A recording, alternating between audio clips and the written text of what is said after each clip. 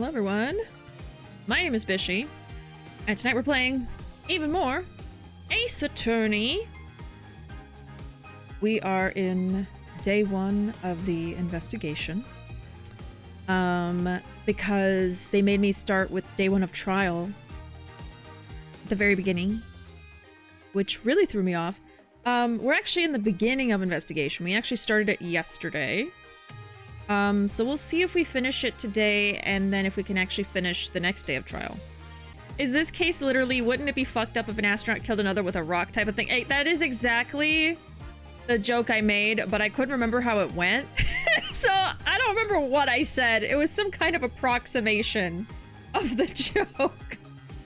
Something about astronauts and rocks and killing each other. Something like that. Well, what we're trying to prove is that that didn't happen. We're trying to prove that the astronaut didn't kill the other astronaut. I don't even have a guess as to who actually did it this time.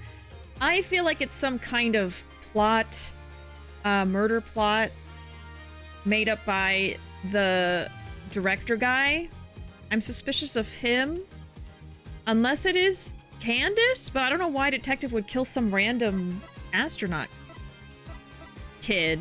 I mean, he's not a kid, but a young man. Okay.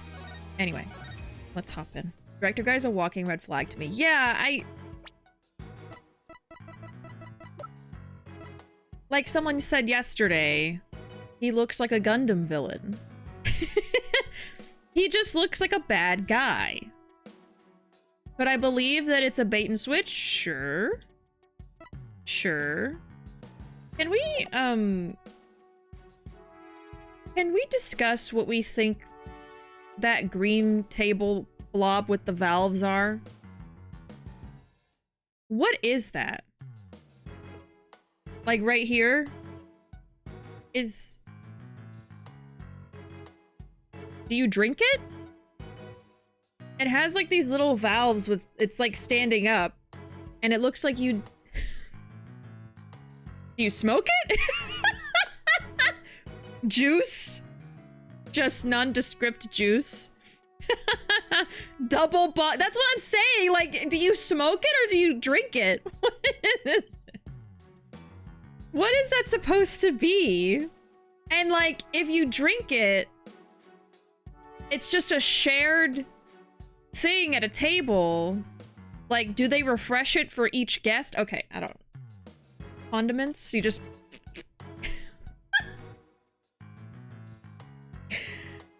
It's green ketchup.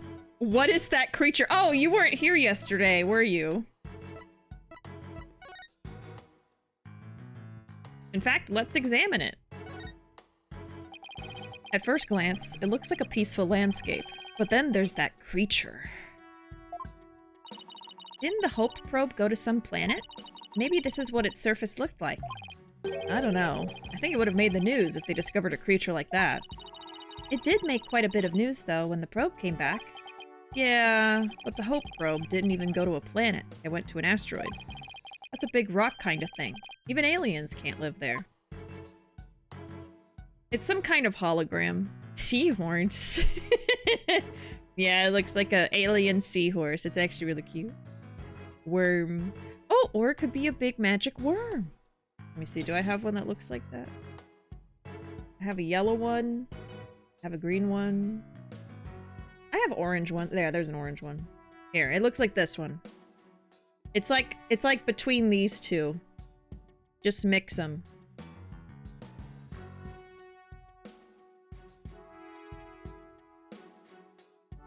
Like, it's like that. Oh no, the worms, they're making more worms. Don't look, don't look. Don't look.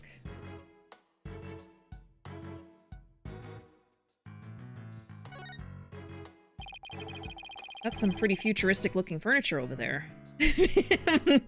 Against TOS. I'm sorry. So inappropriate. Furniture of the future. You've got your juice on the table at all times. According to the pamphlet, those are no ordinary chairs. They're like amusement park teacup rides. You can power them yourself, it says. If you spin the table, your chair spins too. Why would anybody want to have something like that here? It's for astronauts who have trouble with the device on the ceiling. No vertical spins. It says it's a training device that's easy on the eyes and on the body. Can a person really call themselves an astronaut if they can't handle zero-G? I want to know what it is. I want to drink it. No matter how I look at it, all I can think of is torture device. But I guess it's a training device for getting used to zero gravity. Uh-oh. Athena has an odd glint in her eye. Is she thinking about trying that thing? I should try to stop her, but I'm afraid she'll just outmuscle me. She's too strong. Hey, Mr. Wright! Look at that up there! You know, I did see the cracks there, but I didn't see that thing poking out of it. Some kind of fragment? Stuck in tight. So that's what the glint was all about. That color looks familiar. I think it's part of an oxygen tank. What? Did it explode? I think you're right. But if that's here, it means Clay's tank ruptured after they arrived at the boarding lounge. So Prosecutor Blackpool's theory that Mr. Starbuck dropped Clay down the ladder must be wrong. This proves that both of the astronauts were alive when they reached the boarding lounge. I mean, we already proved that, but yeah, another thing. So Apollo was right. The scene of the murder wasn't the launch pad. Way to go, Apollo! Okay, that's important. Okay, so there's a piece of the oxygen tank in the zero-G thing. Proves that murder scene is the lounge. Okay. A window. And it's right next to the holographic image, too. I bet it's here to help people see the stark contrast between reality and virtual reality. Way off. It says emergency ventilation. You know, to clear smoke from a fire. See? It's pointing out the virtual insanity of reality! Virtual insanity?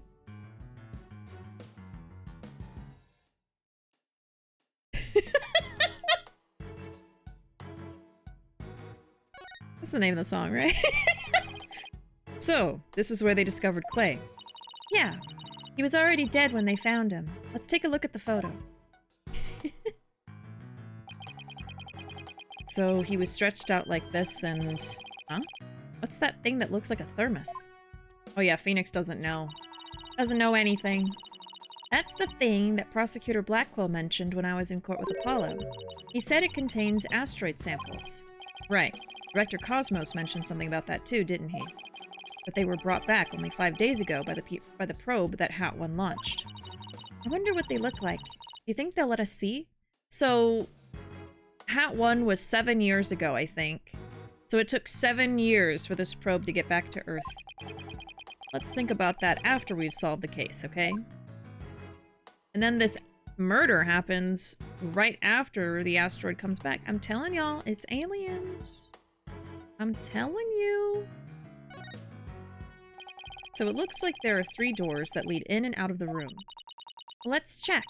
Drum roll, please. Ta-da! No drum roll for you. The Space Center pamphlet. Welcome in, Panda. That song becomes more and more true every day.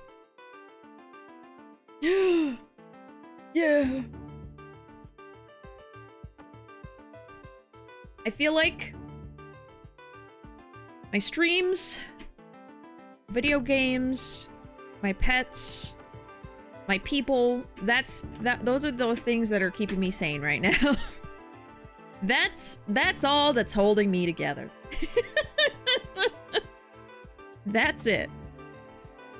We're here at this place that says Boarding Lounge 1. Here are the 3 doors. Let's call them Lefty, Righty, and Downy. Athena. Okay, so we've got left, right, and down. People usually say west, east, and south in a case like this, you know. Okay, Phoenix, we don't have to go that far, okay? I know my cardinal directions, but we need something easy.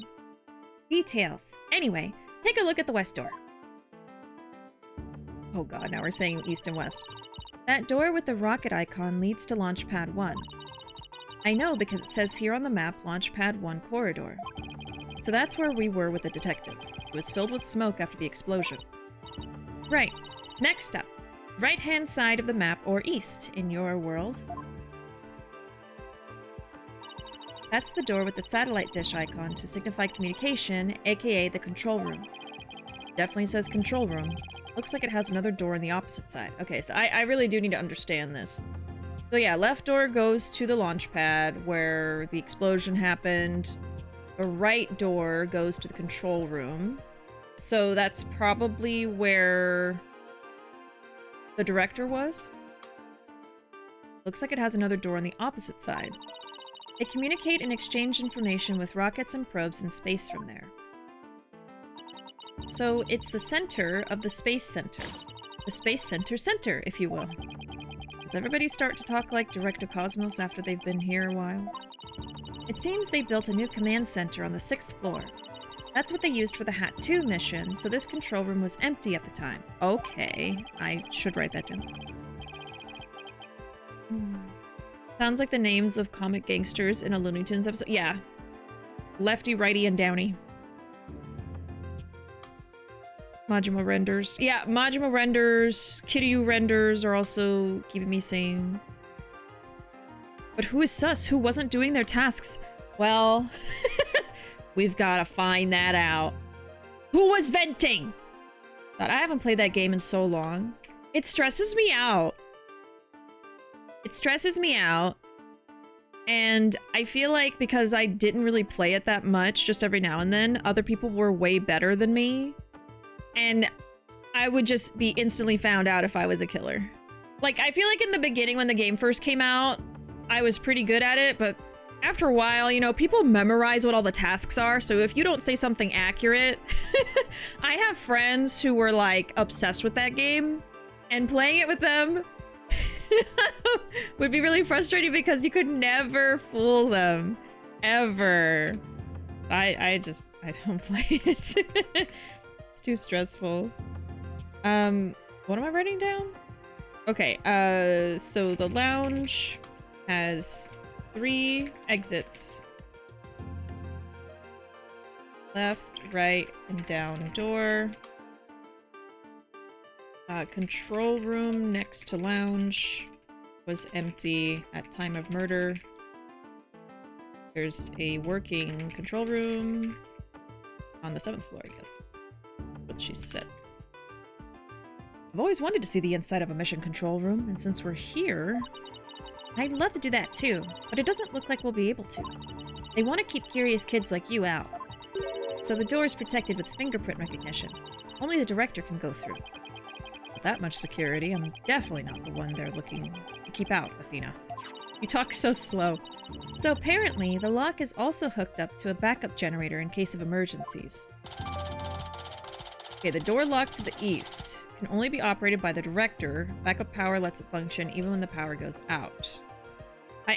The power is gonna be an integral part of this case, you can tell. Okay, only the director can go in. Okay. Works without power. Got it. With backup power, but you know. Okay, what about the last door? Downy! This lower door... Oh, excuse me, I mean south door? It leads to the elevators. This is the door we came through when we entered the room, right? Yep, and of course, there was no fingerprint recognition device, so it's open to anyone. Okay, so this is gonna be the main door. So the south door... anyone can use, goes to elevators.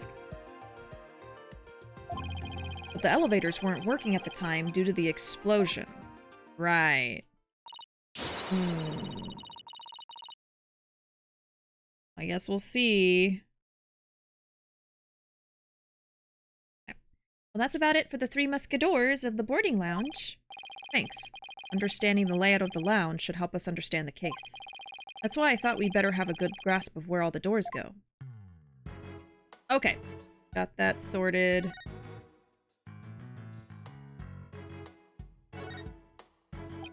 So this is the fingerprint recognition device. I guess you put your hand on this hand mark. Why, guess when you can try. Now to line my hand up with the outline. Don't, Athena. This thing's related to the case. Get your prints all over that, and the next thing you know, you'll be named a suspect. Ah, how can you be so cruel to a little girl like me? I'm not buying those tears, Missy. Then what's that? I wonder what this big knob is for. It looks like the knob on a stove. It does. The Three Musketeers.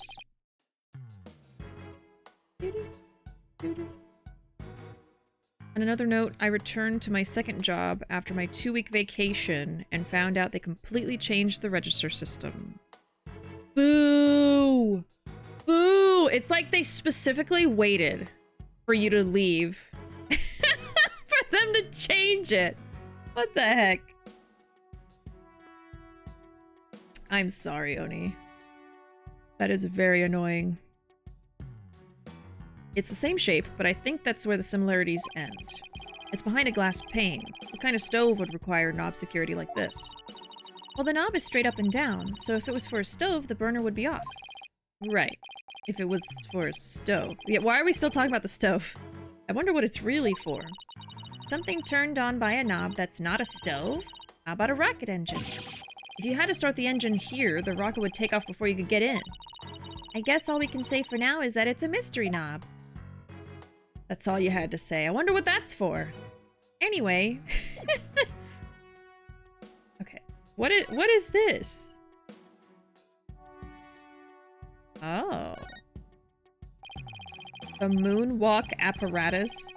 Here's another amazing piece of equipment. Walk on the surface of the moon, it says. Oh boy, I want to try it.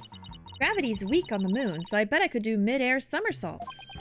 We're still on Earth, remember? Besides, it's connected to the ceiling. At least I could jump really high. There's a sign on the wall that very clearly says don't jump too high. Then what good is this thing? Didn't I say in the beginning, walk on the surface of the moon? What good is it? You can't jump? What's this? A trapdoor? It's a trash chute. The cleaning robots throw the garbage out from here. The robots do the cleaning. What a futuristic world we live in. Maybe he was killed by a robot. I just hope they don't revolt like they do in science fiction movies. No way. All the robots here are very nice. Actually, wasn't there one in the launch pad, one corridor? We can go say hi if you want. We can go say hi to the robot. Oh, wait.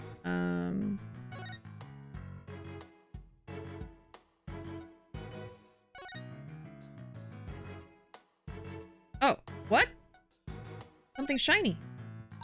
Hey, I see something shiny down there. Let's take this cover off. Is that a bullet? What's this? It looks like a metal jelly bean.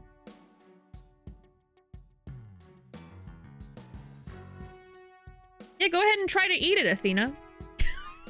Go ahead. Mmm. Gold, solid gold jelly bean. It's really small, but it's a bullet. It's only about 2 to 3 millimeters. Let's see. That would make the caliber 10? Oh, .10. Caliber refers to the diameter of a gun's barrel, right? Yes. I've never heard of a .10 caliber gun before. This bullet must be for a special kind of gun. That would make it very easy to trace, wouldn't it? I bet if you tried firing a bullet this small with a regular-sized gun, it would just fall right out. Yeah, it must have been a really small gun. I wonder how the bullet ended up here. I mean, we're in the bottom left on the south door side of the room, according to this map. Right. That's pretty far from where Clay's body was. Maybe the police didn't think to look here. Leave it to Detective Fulbright to accidentally hand us just the card we need. Okay, we have a shot bullet. Discovered in a gutter that runs along the south wall of the lounge. Fired from a .10 caliber gun. Okay. And it's gold, too. It's very unique. Okay. Yeah, the robot did it. Maybe the robots all have tiny guns. They're cleaning robots, but they're also security robots. Okay, so I think we've seen everything here. Ooh, There's like these little pod things. Just walk like a normal human moonwalker. Yes, the only two machines, a rocket engine or a stove.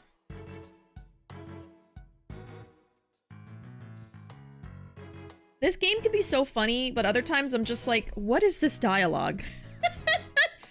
Oh, yeah, okay, guys. Okay. Let's move on. They're fembots? Oh, no. The bullets come out of there. You know. Yeah, I get into work and they're like, we have all new registers. I'm like, oh, great. Oh, wonderful. How long have you been working at that place? If you say like over a year, I'm gonna be like, why did they change it in the 2 weeks you were gone? You know? Forced you. Sometimes it feels like that. The games are great. They're very fun. The humor will hit sometimes, but other times I'm just like rolling my eyes, you know? Like, I don't think puns are bad. I know some people hate puns, but I think, like, you roll your eyes, but sometimes it's good. It's a good pun, and you have to admit it, you know? And sometimes they're clever and silly. The puns don't bother me. It's just, like, some of the dialogue is just not great. 6 years? We've had the same registers the whole time, and all of a sudden they changed it. Then again, the system was getting old and bad, so it was time. You're right, but the timing of that. Well, I hope that they're patient with you as you have to relearn it. My god. I love puns, and even I'm like, at times. Right, like, sometimes it's a little like, really? Really? These are apparently oxygen capsules. They're for recovery after a training session. I wonder if they can change your voice. Testing, testing, 1, 2, 3. Huh? It didn't do a thing. It's not helium, Athena. It's oxygen. Yeah, what's so helium makes your voice high-pitched. What's the other one? Is it barium that makes it really, really, really low? I'm sure y'all have seen videos of that. Well, I think we're not done yet. Oh! Yeah, it'll tell me when I'm done. There's some kind of panel with buttons on it here. Just push it! That's the invariable principle of buttons. There are such things as buttons left unpushed. Is it for the hologram? Yep. Hey! The giant holographic image disappeared. Yeah. Though that side of the wall seems kind of barren without it now. Still, let's see if we can't find anything new with the image off. Oh, yeah, maybe there's gonna be like a crack in the wall or something.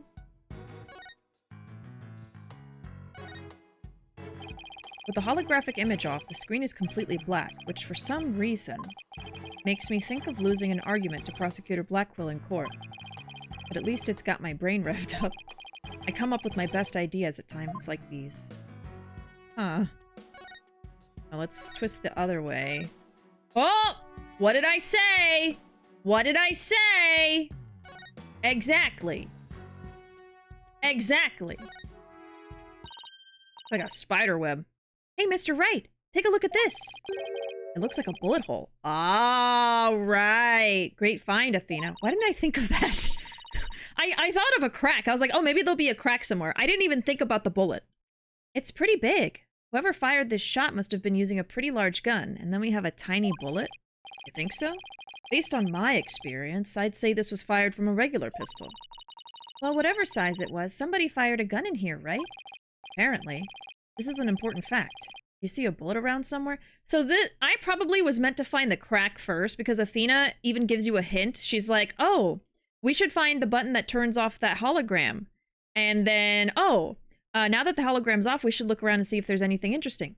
And then they find the crack from the bullet. And they're like, oh, we should probably look for a bullet. Of course, I found the bullet first. Apparently, this is an important fact. You see a bullet around somewhere? No, the police might have taken it, though. No, we found it. A single bullet hole found in the boarding lounge. The bullet itself is missing. Not anymore. Let's ask Detective Fulbright about this bullet hole later. That has to be it, right? Find everything? It's the screen in general. Put the image off, the screen's black, blah, blah, blah, blah, blah, blah, blah. I already said that. Thankfully, they've been very understanding about the learning curve, and everyone is still dealing with it. Okay. Yeah, I mean, it would make sense for everyone to be experts after only 2 weeks, so you're just a little behind, but it's still really new for everybody. But still, that's not a fun thing to come back from a break to having to learn a new thing. You know? Gotta be careful when playing with helium. Apparently inhaling too much could make your brain forget how to breathe or something like that. I don't know, look it up. It does look like a spider web, yeah. Yeah, I think inhaling too much helium would probably be really, really bad. I always heard that it made your, like, maybe I've had too much helium, I'm sorry. It might kill off your brain cells, that's what... Why did that moment have to be when I stopped functioning? I've had too much helium, chat. That must be it. Also, helium's running out. I've heard of that too. In the future, we might not have balloons anymore. At least helium balloons. Oh, I don't need helium for that, right? Just watch some, like... Oh, what's it called? Just watch some brain rot on YouTube. Let's see. This door is... Where's that pamphlet? Here we are. It's the door to the corridor that leads to Launchpad 1. We went through it earlier when we went to talk to Detective Fulbright. I guess the security lock must be disengaged now, right? They say the corridor was filled with smoke at the time of the bomb. This thing beside the door must be the fingerprint recognition. Which reminds me, I think Prosecutor Blackwell talked about it at the trial. The notion of a third party in Launchpad 1 is utterly absurd. Just to enter the area from the lounge, one must pass through a door guarded by a fingerprint device. And allow me to state up front that there are precious few with the clearance to do so. Does this mean the bomber's prints were verified by the system? The number of authorized personnel was supposed to be really small. Voila! Fingerprint powder. Oh, it's back!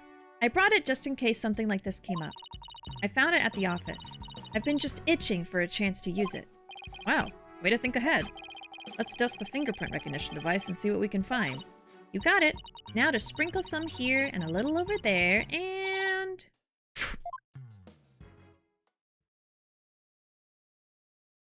I wanted to sprinkle it. Chat, I wanted to sprinkle it!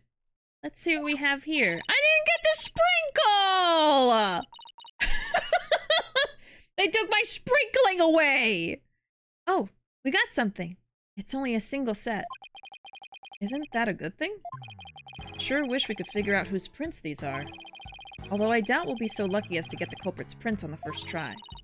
Well, I'm willing to bet Detective Fulbright has some fingerprint data. Right. And there's the security footage of the door, too. Yes, there is. It came up in court the other day. I wish we could see the part of the footage just after this. Oh, because that would be right before the murder, wouldn't it? Let's ask the detective. With the mood he's in, he'll probably show it to us right away. I bet he's gonna be completely different. He's in almost too good of a mood today. Let's go see if we can find him again once we're done with this room.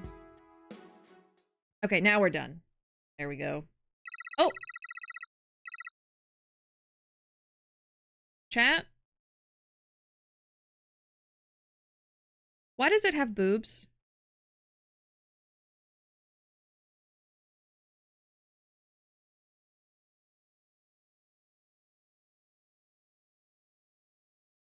Did they give it boobs so we knew it was a girl? It has eyelashes and boobs. Why? Why? Why wouldn't it have boobs? I don't know. I guess they are fembots. You were right. Why does it have boobs? They could have just gave it eyelashes. It's just these random yellow orbs on its chest. Like, Why? Why?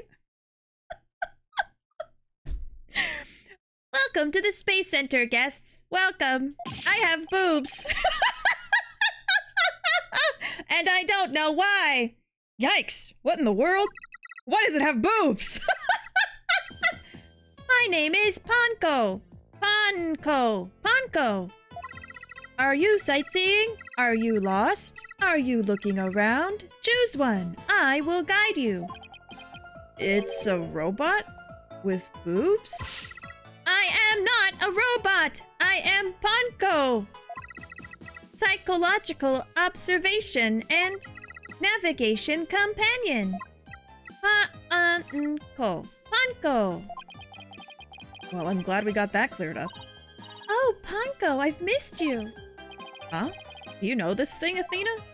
Oh, she showed us around the last time when I came here with Apollo.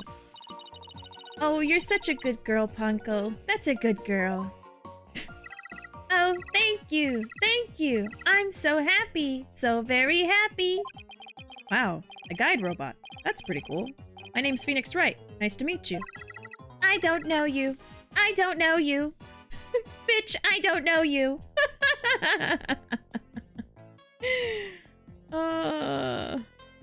She's Ponko with boobs. To feed its baby robots?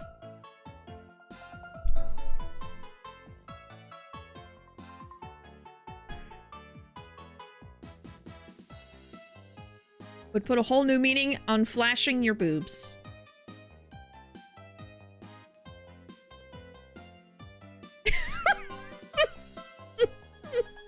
It's like that joke where, like, she lifts up the shirt and there's, like, headlights. But they're actually headlights. My eyes!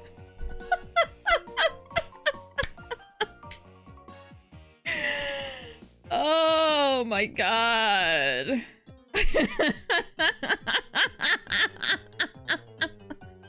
Just, you know, things are getting real hot and heavy, you know, things are happening. You're like, all right, take it off. She starts taking off her shirt and just like, yeah, baby. Oh! Oh!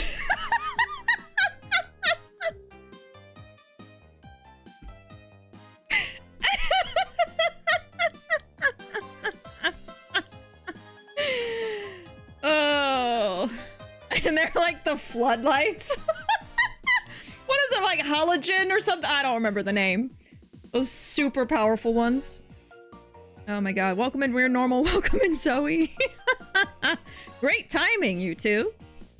The lack of evidence collecting and being able to look at everything everywhere and get Easter eggs really messes with the magic of the game for me. Yeah, this one is like... I'm a little torn because some of the other games, it's really difficult to be able to know when to move on to a new place, when you're done with stuff, where to go. This game really prioritized that and streamlined it, but to the point where some of the stuff that people like about the games is kind of gone from this one. I don't know if they change it in the next game, but yeah. It's a little hand-holdy. But the other game, it's like, it needs to be in the middle, you know? This one's a little bit too holding your hand. The other game's like, left you for the sharks. Oh, anyway. Goddamn high beams. Robo Booba. Anyway, Ponko said, I don't know you. Huh? Ouch. That hurt. Oh, she has to register people she meets for the first time. Please register him, Ponko. Certainly. Commencing guest registration. Please tell me your name. A nickname is fine, too. His name is Phoenix. A bit overly familiar, but I'll allow it. Phoenix, please let me get a good look at your face. Oh, sure. Registering. Facial registration sequence complete. You are now part of the database. We are now officially friends. Nice to meet you, Phoenix. Huh. This robot's pretty cute.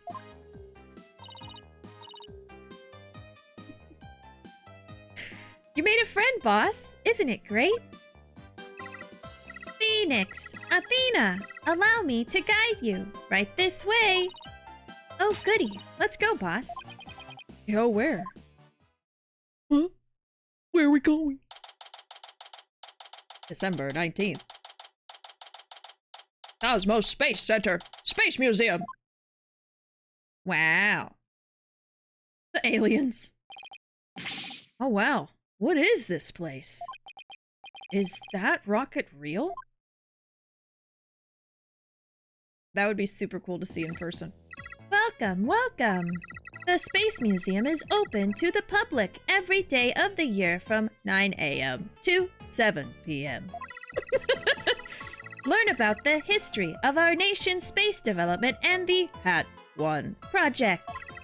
The rocket is just a replica, but it's the same size as the real one. The Space Museum. Oh, here it is on the map. Oh, okay, so it's on the other end. Okay, so it's on the exact opposite side of the main building from Launchpad 1. Okay. So now we have more pages. In the pamphlet. I have not seen a rocket in person.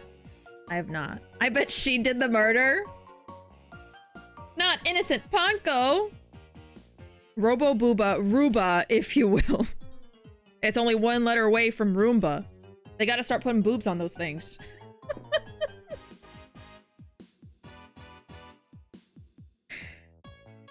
I regret saying that. Ask me anything, anything. I will explain.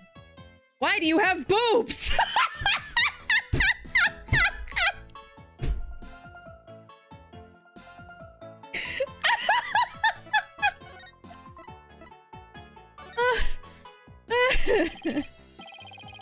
This is quite the place. I can't believe we get to see a rocket this close up. This is a replica of the Hat 1 that was launched 7 years ago. It's exactly like the real Hat 1, inside and out. Are the aliens accurate as well? Its little brother, the Hat 2, was supposed to launch the other day.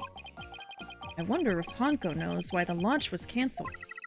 Over there is an exhibit about the launch 7 years ago. Check it out, check it out. Spacesuits, photos, newspaper articles. I'd like to come here again on a day off. Hey, what's this a photo of? Yeah, see, his hair was different before. Oh, and there's 2 other astronauts, maybe? Oh, it's Ponko. Phoenix, that's the staff of the Hat 1 project. I like the drills. Oh, there's Mr. Starbuck. He looks so young, so different. Ah, and that's... What is it, Athena? Something wrong? Oh, nothing. Does she know someone? I just thought Mr. Starbuck looked really young too, that's all. Well, it was 7 years ago after all. So the young guy standing next to Mr. Starbuck is Clay Turan. Yeah, he's still in, like, his school clothes. The victim. So they were mentor and protege even way back then. And he's even got one of the staff jackets. Looks just like a regular staff member. No, Clay was still a student then. He just borrowed one of Solomon's old jackets. Oh, okay. That makes sense. Clay would have still been in high school 7 years ago. Everybody looks so happy. This space museum's great. What fantastic exhibits. This area used to be Launchpad 2. That's why the only entrance is on the 3rd floor. Wouldn't it be better if they just made a new ground floor entrance instead? There was talk of it, but they had to scrap their plans because of budget cuts. Budget cuts! Budget cuts! We need more money! Money! Make your donation now through Zelle. Zelle, Venmo, Cash App. Who would record that kind of information into a guide robot? While it was in space, the Hat 1 launched a probe called Hope. The Hope probe collected some samples from an asteroid and returned 5 days ago. That's what Director Cosmos said, too. He told us it came back the day before Clay was killed. And here it is, the Hope Space Probe. I think I've seen that logo somewhere before. Let's see. Oh yeah, the capsule that the victim was carrying. I think it had the same logo. Okay. I think it can be seen in the photo attached to the autopsy report. Maybe she'll give me some more info if I show it to her. I think I'll do that now before I forget.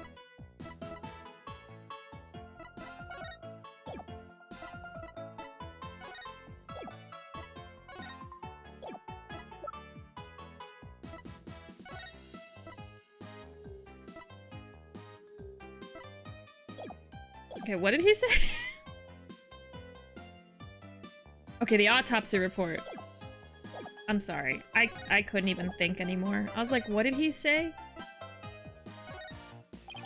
Funko, do you recognize this capsule here in the top right? Checking registered data. I know. It's the Hope capsule. It was carried inside the Hope probe. It contained the asteroid samples, right? Yes, it was designed to store the samples gathered by the Hope probe. It's been stored in the safe in Launchpad 1 ever since it returned to Earth. It must not be removed. It must not be removed. Don't worry, Ponko. People in charge already know what happened. They do. I must ask them later. So the capsule was being kept in Launchpad 1, huh? Maybe Clay was trying to carry it to safety after the explosion. The Space Center staff must have been really excited to finally get the capsule back. But it's a pity this incident occurred before they got a chance to check the contents. Well, the police took it as evidence, so they'll have to wait a little longer. Okay, so now we have the capsule in the record. Found in the victim's possession, recently returned from a 7-year mission and contains samples. Okay. So now we can talk to her more. I remember when they were transporting the spaceship Endeavour literally down the street from where I used to live. It was incredible. Wow. It was truly a sight to behold, seeing a big-ass spaceship towering over the neighborhood. Wow. Them ships is big. Yes! Like a skyscraper. Are they going to cross-examine a robot? We might. Can a robot lie? We did cross-examine a parrot. If Blackwell's mean to her, I swear. I know! She's so sweet! And he's so rude to everyone. The way the Space Center launchpad is set up is really cool. Would you like me to tell you about it, would you? Setup of the launchpad? So gentle on my spiky-haired mind. I want to know. Phoenix wants to know too. Great. Now Athena's got a case of ponkoitis. Hooray! I will tell you then. The rocket is built right inside the launchpad structure. When the rocket is complete, it's moved along with the launchpad over the rails. Oh, wow. And brought into position at the launch site. Isn't it cool? Isn't it? We used to have a big budget, so that's how we could build it all. Yeah, something about the budget, huh? It's very cool. A grand setup that suits an important place like the Space Center. I guess everyone's hoping for a bigger budget next year, myself included. That has to be like some kind of motive for this murder. I'm guessing the whole thing is operated from the control room, huh? That it is, but it can also be operated from the new command center too. Either way, the safety lock in the boarding lounge has to first be disengaged. Oh, is that what that thing is? The knob? I guess before a big move like that can be carried out, there are all kinds of procedures. I would love to see the launch pad being moved. When's the next one scheduled for? Searching data. All future plans have been put on hold. Because of the bombing and the murder, I'll bet. Which is perfectly understandable. Well, when was the last time it was moved? Searching data. I'm sorry. That answer isn't in my answer database. I guess Ponko can only answer certain questions. Well, we certainly learned a lot about the Space Museum. Thank you, Ponko. You explained everything very well. I love to explain. Thank you for listening. Thank you. Two are like old friends. It's hard to believe you just met recently. It's because Ponko's so friendly. Well, what should we investigate next? Let's go find Detective Fulbright. We have things to ask him about. Let's see. Security footage and the fingerprint data, was it? Okay then. Let's go back to the launchpad corridor. Bye, Ponko. See you later. Come again, and don't forget to visit the gift shop. We need the money. Poor Ponko. What a Dickensian life we are all forced to lead. Oh, Phoenix. You and your words. So now we want to go here. Okay. Yeah, like Charles Dickens, right? Thank you for the lurk. And there's another robot. What should I do? Which path is the path of justice? There's Detective Fulbright. He still seems to be lost, even though it's a straight corridor. Let's hope he's still in a cooperative mood as well, then. If he doesn't cooperate, I'll just have to use my powers on him. You mean that lady in distress bit? Okay. We found a bullet hole in the wall at the crime scene. You did? Our team found that too! It was Detective Arm who fired that bullet. What? Detective Arm? That's right! A warning shot for the defendant! Was it really such a high-threat situation she needed to do that? I'm afraid I don't know the details. What with Detective Arm gone and all. Oh yeah, she's dead. I forgot about that part! But I thought there were two people who discovered the crime scene together. We already know Director Cosmos will testify, so tomorrow will be about what he knows.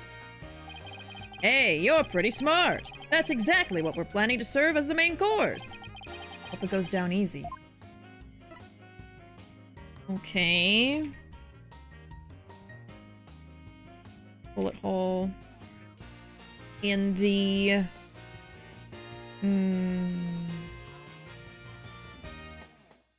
the screen of the lounge. Fired by Candace. Oh, well, we don't know if the bullet was fired by her. The bullet hole was caused by Candace Arm. But was the bullet from her? We're not sure. Dickensian basically means tragically poor and downtrodden, like most of the characters in his books. Okay. Think Victorian child. Please, sir, may I have some more? I'm simply famished. I am poor as well. Welcome in, Alfred. I'm here for the second RGG Summit and Bishi announcing their new character. I've got some bad news for you. Welcome in, Alfred. I appreciate the enthusiasm. Fingerprint data. Detective, we'd like to run a comparison on some prints we found in the boarding lounge. Oh yeah, we found fingerprints. Found fingerprints on the door. Where was that?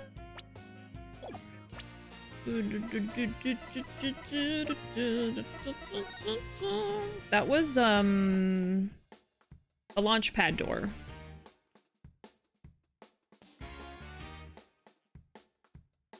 Okay. I believe. I think so. Put Bishi in Kiwami 3, you cowards! Welcome in, Anna. How you doing tonight? Didn't know there was a second summit exclusively in their channel. Fine, I'll settle for you in the next Kojima project. Oh my god! What the hell would I be in a Kojima game? I'm trying to think what would even make sense. I would just be some random NPC in, like, the base. Well, no, I'm thinking of Death Stranding. It's a scary game. I could just be some, yeah, I could just be some random NPC, you know, standing around. Maybe I'm like looking in a book or a magazine or something. Oh my god! Oh my god!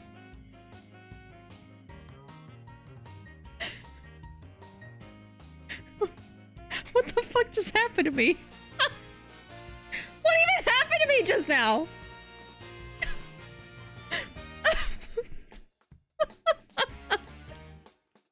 That's the second time! That's the second time today!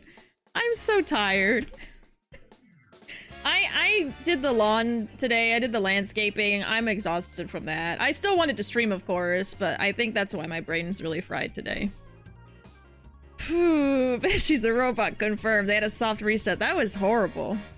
That was terrible. I was trying to say, I'd be saying something thirsty. I don't know. I'm not feeling very creative right now. What do y'all think I should do in a video game if I had a cameo? What would I do? Who would I be? You know? Would I be like a monster chasing the player? I know what I would be if I was in Yakuza, okay? I would be similar to oh my god, what is her name? That other streamer that they put in Infinite Wealth that was very, very obviously into Kiryu. I would probably realistically be something like that, you know? But I would just be some random person on the street. That he just walks by and I'm like,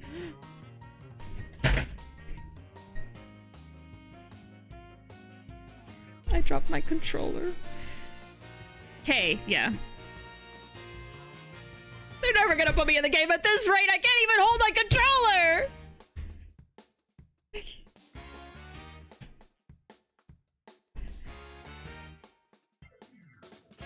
Oh, a clothing store vendor. That would be fun. Yeah, like, I'm like... I seem like a completely normal merchant. But then when Kiryu talks to me... Oh, thank you for the clip. When Kiryu talks to me, I just throw in things that make it obvious I'm into him, you know? It makes him slightly uncomfortable.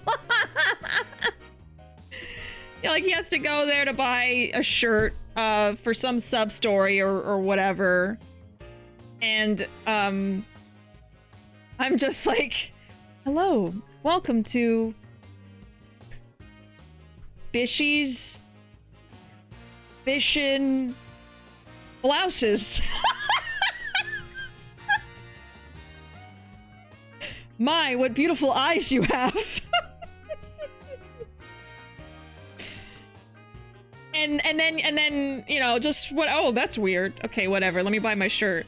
And then you check out, and I'm just like, thank you for shopping at Bishi's Bishin Blouses. Oh my god, I love you. Please don't ever leave me. Please don't go. Please don't go. You know, it's just like a run-on sentence, like a whole paragraph. You're just like, that was weird. Welcome to Shirtless Kiryu Clothes, where you buy not wearing a shirt as a cosmetic. Yes. I would love that, actually. I would love to be the character that gives you a cosmetic that lets him be shirtless. BishiDove voice act in my next game. Legitimately, I would love to do that. I would love to voice act one day. If you would have me. So I am by no means a professional. But that sounds super fun. Recite the entirety of the Yakuza lore in one go, regardless of the game.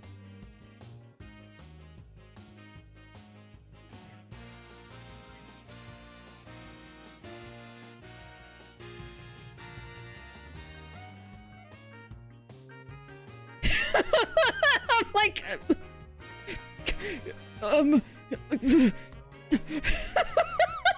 I don't think I can do that. You would? I've been thinking about doing a small little game jam game. Ooh! Would it be like a visual novel style or something different? This shirt really accentuates your physique, and the shirt is mesh. Yes. Yes. It's just a fishnet. Yeah. A fishnet shirt. Yes. This will keep you warm. If I was in Yakuza, I'd like to be the person making the weapons so I could get a shot at a romantic sub-story with Ichiban. Ah, you can be in one of those sub-stories where he dates an NPC. Yes. Let me catch up with chat some more. Okay, recite the entirety of the Yakuza lore in one go, regardless of the game. So one game specifically. What's the simplest one? I can't even think.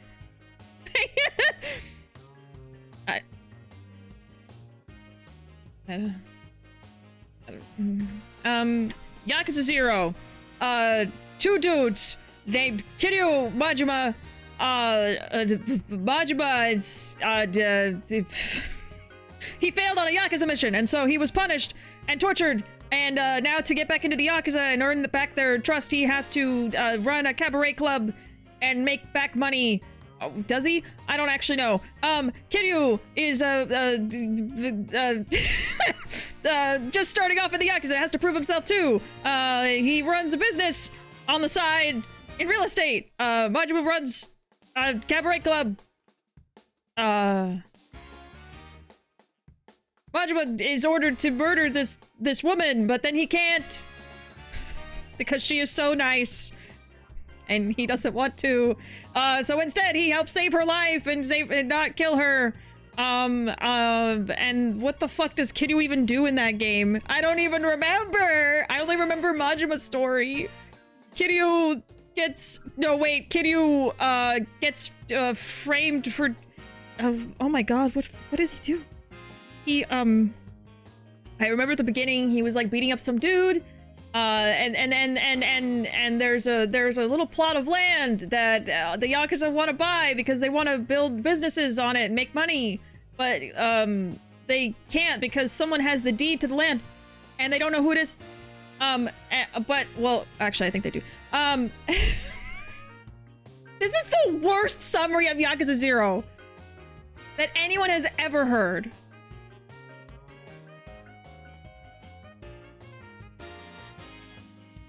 It's the worst. Thank you, Mr. Hot. I mean, Mr. Muscles. I mean, Mr.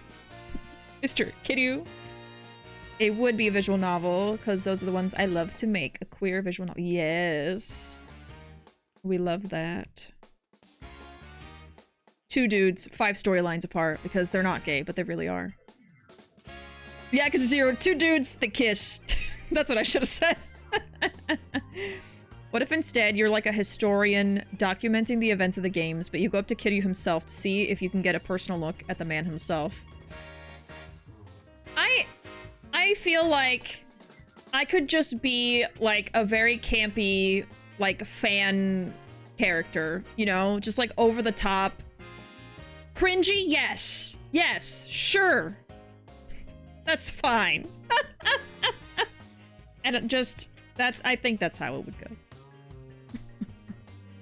And I would make Kiryu uncomfortable. I know that. I know that to be true. My problem with summarizing games for friends is I go into too much detail and it's not much of a summary. Yeah. If I had to legitimately try to, like, just talk about Zero, I would just say it's a prequel to the Yakuza series. It's about 2 of the major characters, one being the main protagonist. It's in the 80s, and it's got a lot of heart and fun.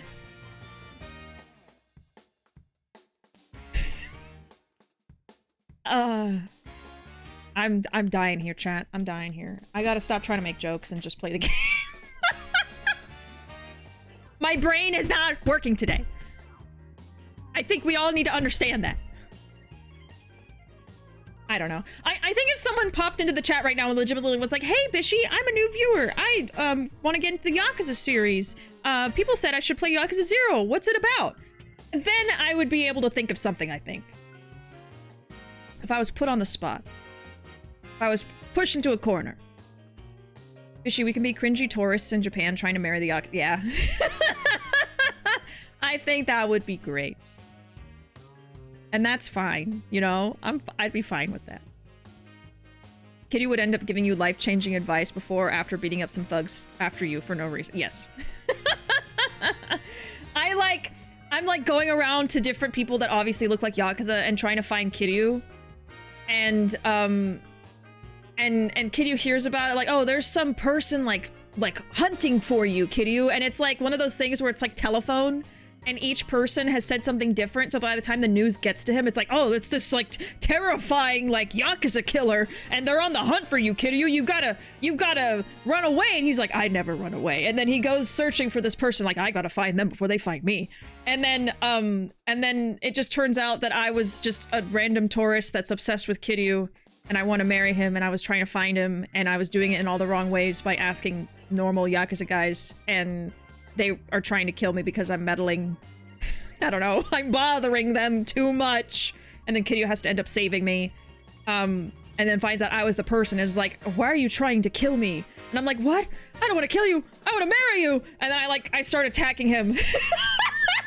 But it's because I want to kiss him. And then he has to fight. And then he has to fight me off of him. No, it's like one of those things where he's running. It's one of the chase sequences. And I'm chasing after him. He has to run. And then he gives me life advice where he's like, you know, you shouldn't be obsessed with someone that you've never met. And, you know, I'm sorry, but I'm not interested, you know. But you're great, and you need to find someone that likes you for you, and blah blah blah. Like gives me tries some kind of advice, you know. And then and then I'll be like, oh, I'm married actually. My spouse is looking for Majima right now. He's just like, what? And then that's how the sub story ends.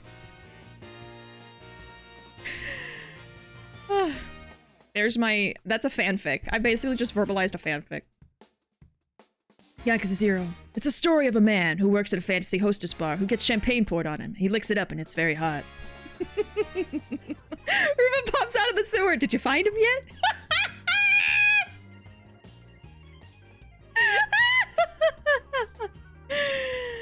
Oh my god. And Kiryu and a chicken sell houses. Mm-hmm.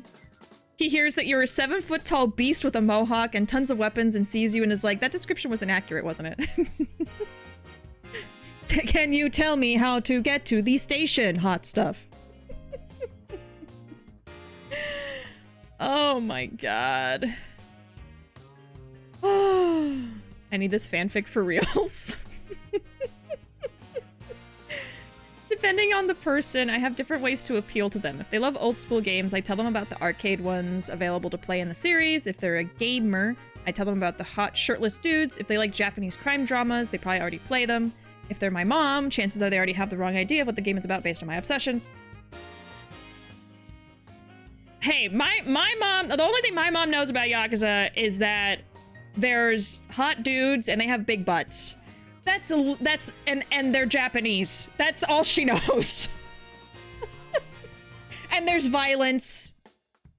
You know, the basics. Maybe that can be the summary for a Yakuza game. There's Japanese men and they're hot. They have butts. Everyone has a butt. They have nice butts. And they fight. Yeah. There you go. Where was I? Yes. I just happened to have compiled the print data of everyone related to this case. I can always make another copy for myself, so it's all yours. Consider it a gift. I have one more thing. I keep playing. If I were to voice someone for you, Enna, what kind of character would you want me to be? I guess what kind of voice you would need me to do. Not that you would actually be able to think of something right this second. It's mostly like a... what's the word? Oh my god, I can't think of it. Where it's like a made-up situation. Scenario. I don't know. I'm trying not to put pressure on you to actually think of something for real. The only plot I need is a fat ass. Oh my god!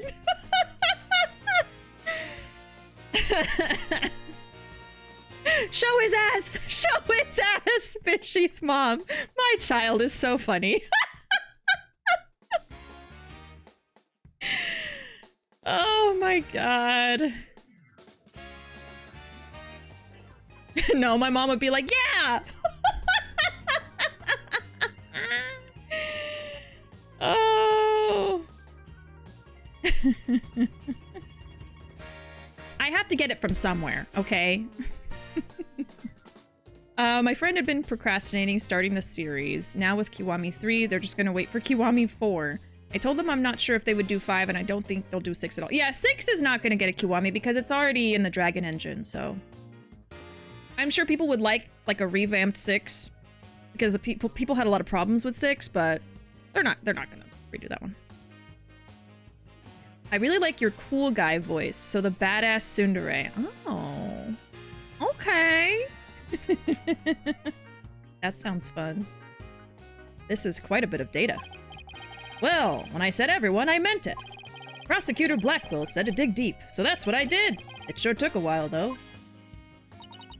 Whoa, he got Apollo's and my prints. He even got prints for all of the robots. The robots? I guess when Blackwell said to dig deep, Fulbright didn't bother to ask how deep. Clay's fingerprints are here, too. I personally removed his glove during the investigation. We had to get his fingerprints to confirm his identity, after all. I still can't believe you took off his glove to get his fingerprints. Yeah, well, you can't blame me for thinking they're important in this case. There are a lot of doors that require fingerprint verification in the lounge. So depending on whose prints we find, it can completely change the tide for both sides. Makes sense. After all, the culprit's prints did get them past the fingerprint lock somehow. Oh, and take this picture. It might come in handy. Okay. Isn't this just a photo of the launch pad door? Yep, but Prosecutor Blackwell seemed really interested in it for some reason. What's so important about this door? Beats me, but boy could you see the gears in his head go into hyperdrive at it. Sounds like this is going to be a major point of contention tomorrow. Hey, don't forget about the print comparison, boss. Right. Detective Fulbright, do you think you could run the test for us right now? You just leave it to me. In justice we trust!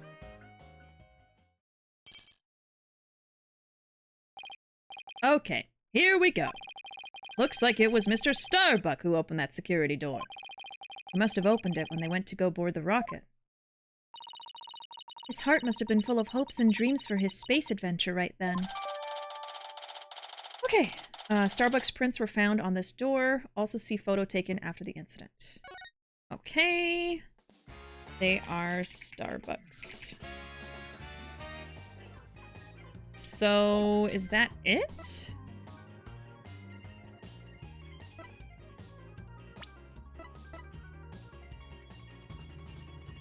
Oh, present the security camera footage. Right.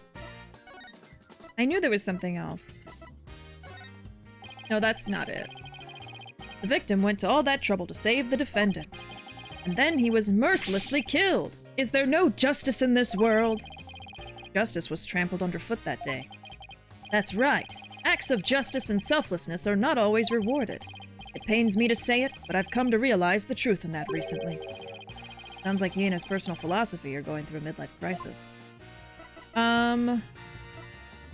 This. There. Detective, about the security footage that was taken by the boarding lounge 1 camera. Oh, that footage. Go ahead and ask me anything you'd like about it. Is there any way I could see a little more of the part just after this? Easy as pie. I'd be glad to show you. Here we go. Oh. Huh? The screen went blank. Yes, apparently the after effects of the explosion damaged the wires. So there's no footage after this point. That's weird. Why didn't you just say so from the beginning? Okay. The video ends immediately after the scene. What the heck? Something definitely seems to be up with you, Detective. You're unusually cooperative. Well, I just figure if we work together, we'll get that much closer to justice, right? But it seems like something's really been bothering you. You don't have some ulterior motive, do you? What? I don't know what you're talking about. I would never do anything like that. Oh. Liar! You are a liar! I haven't seen those locks in years! In ages! Yeah, it has been a while. Oh yeah, this is a thing with Phoenix! Oh my god. I haven't seen these since, when I was playing the third, Phoenix game. Oh my god. It might have literally been years then. I was joking, but I think that's actually a real thing. Maya! I know. So why is there a child crawling out of the screen? What?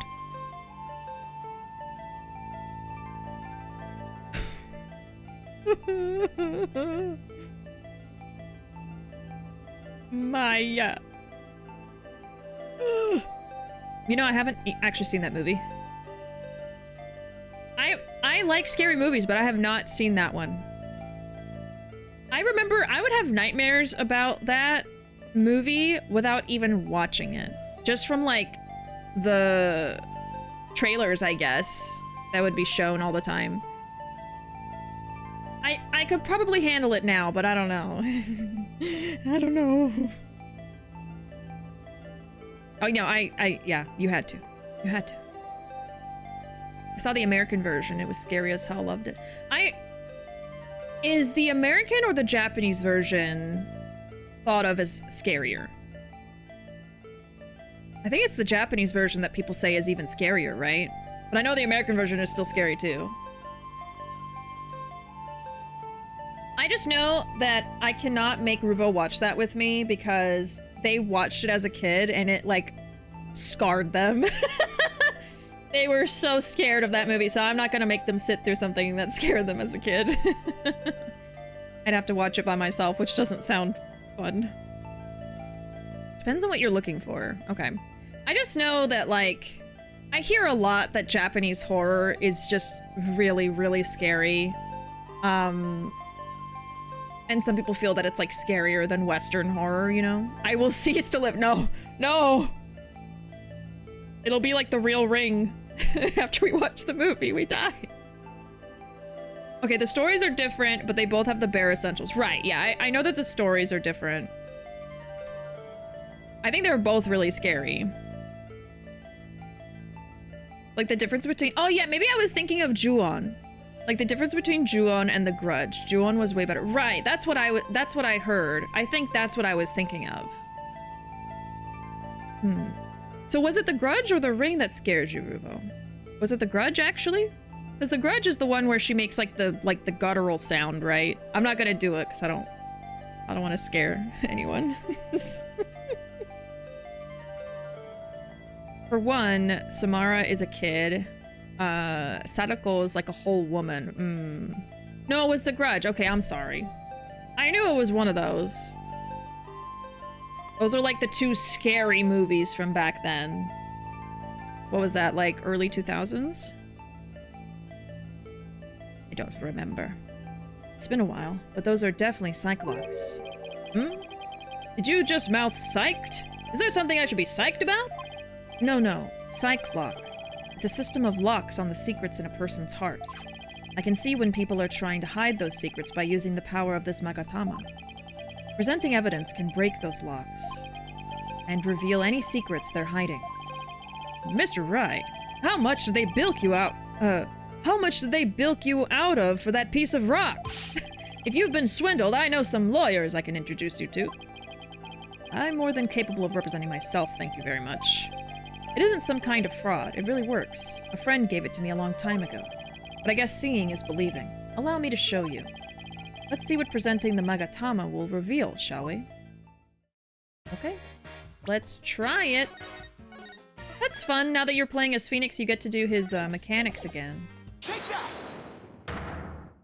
Not the bilk. Not the bilk! Japanese horror movie House is amazing, and about the level of horror movie I can do. House. Oh my god, it's been so long since I've heard this music.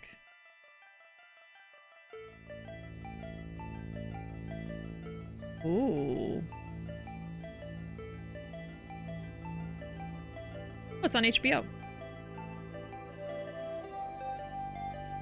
It was from the 70s. A schoolgirl travels with her 6 friends to her ailing aunt's country home, where they come face to face with supernatural events.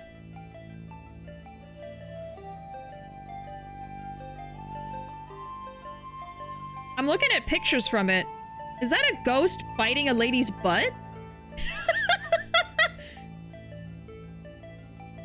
Y'all need to Google this movie.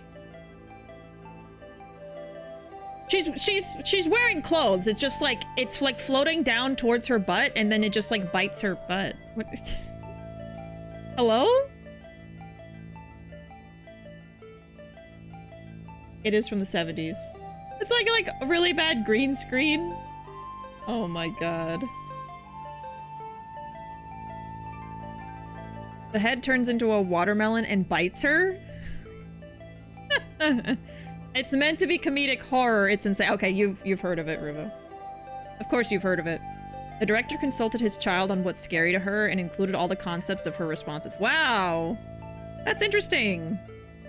Maybe we should watch it. It's on HBO, apparently. I think. House was written straight up by a kid. It's amazing. Right, right. Oh, wow. That's so funny. I think you're hiding something, detective. So why don't you just tell us about it? What to do? Which path is the path of justice? Detective Fulbright's really in agony. I bet this is the issue he's so torn up over. Justice? It's always justice, isn't it? I really understand what's been bothering you, detective. I truly do. Something happened that goes against your principles, isn't that right? No. I don't know what you're talking about.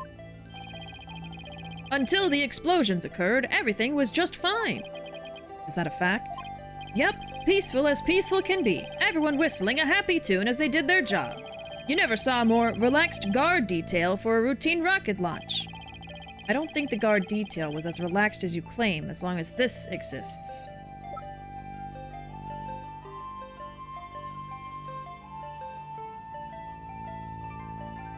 Can we do this right now, I wonder?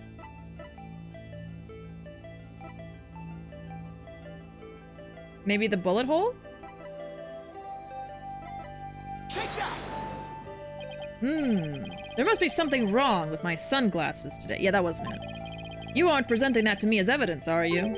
Is he making fun of me? It's just as I said. Until the explosions occurred, everything was just fine. I might not have what I need yet. It did tell me to come here next, so that's why I'm thinking this is what I need to do. Because this game is very streamlined. The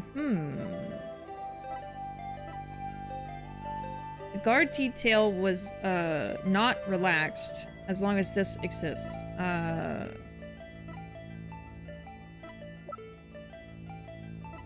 don't think I have what I need. I think I have enough evidence, but I should think this through a little more first. No, he says I have enough evidence. Okay. Well, let me go see if there's anything else to do first. So it says... Find and talk to the witness to the crime. That's the only other thing we could probably do. Let's go around and just check everything, and if there's nothing, then I'm just gonna have to think more. Yeah, we were just here.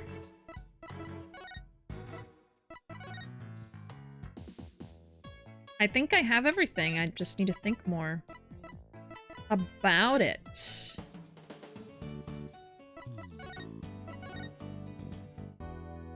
Yeah, okay.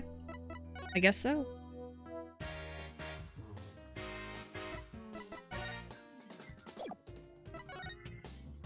I guess let's try this again. Okay.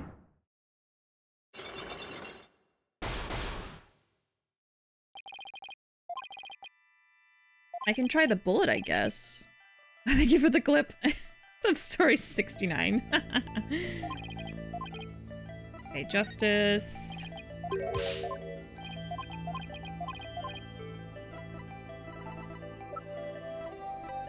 Take that! No. Until the explosions occurred, everything was fine.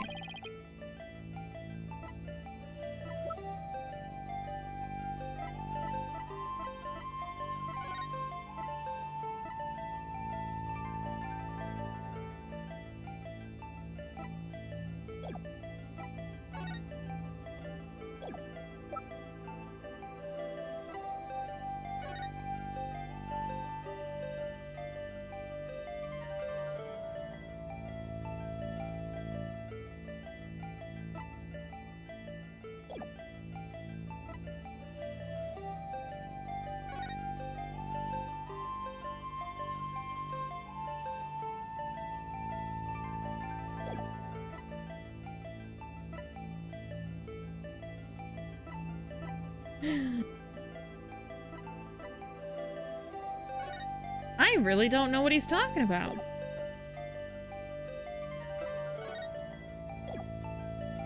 Maybe this? Take that! No.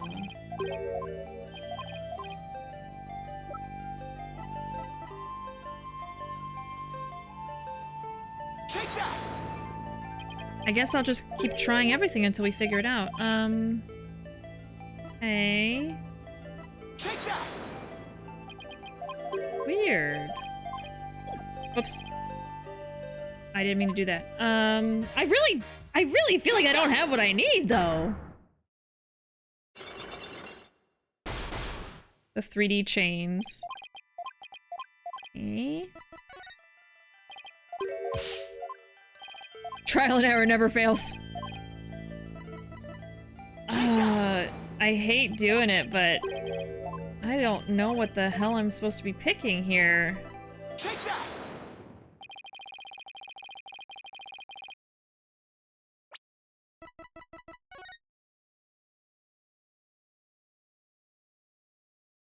I guess it's insinuated because they had police there, they had riot police just ready to go. So I'm supposed to insinuate that that means they weren't relaxed. Yeah, they had police and riot police standing by. Okay, I guess. Alright. Before the explosions, what was supposed to happen here was a rocket launch.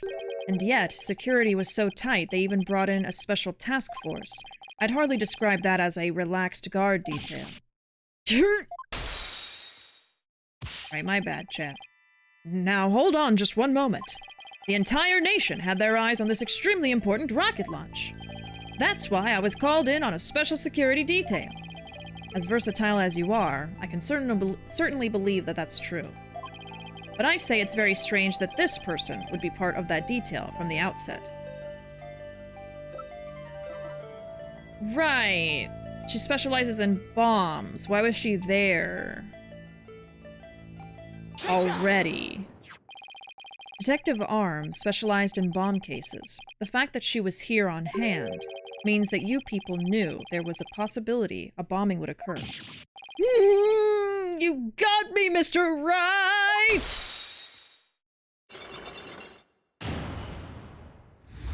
That was probably supposed to be super easy and simple. I'm sorry. Oh no, we made him sad. Oh no. Alright, I can see. You win. It's just as you say. A few days before the launch, they were warned about a potential bombing. But the plan to launch went ahead in spite of the threat. But why? What were they planning to do if someone got hurt or killed? Yeah, I know. The decision to move forward wasn't exactly just, was it? How was the warning delivered? By phone, and directly to Director Cosmos. But the police department instructed everybody to keep it under wraps. That's a big thing to keep quiet about. No wonder you were so upset.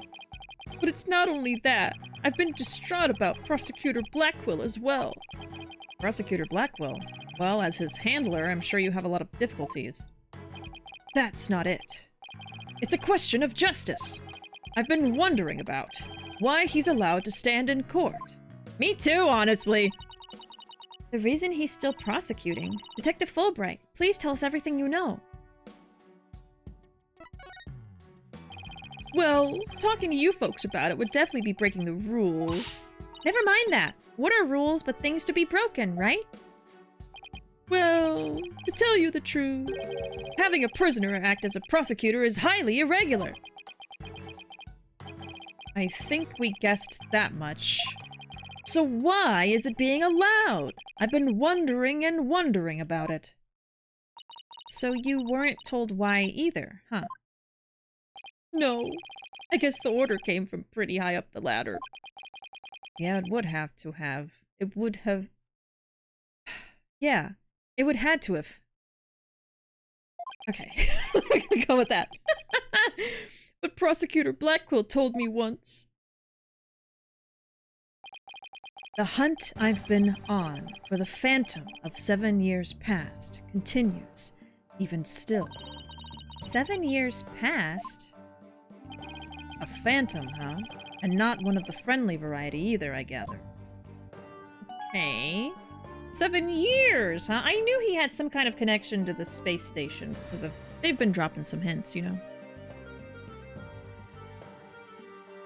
Interesting. I know his face. I'm a sucker for over-the-top guys who get them all dorky. Yeah. And love. Welcome in, Flame! I was busy poring over Kiwami 3 and Dark Ties gameplay. I had to remember the name.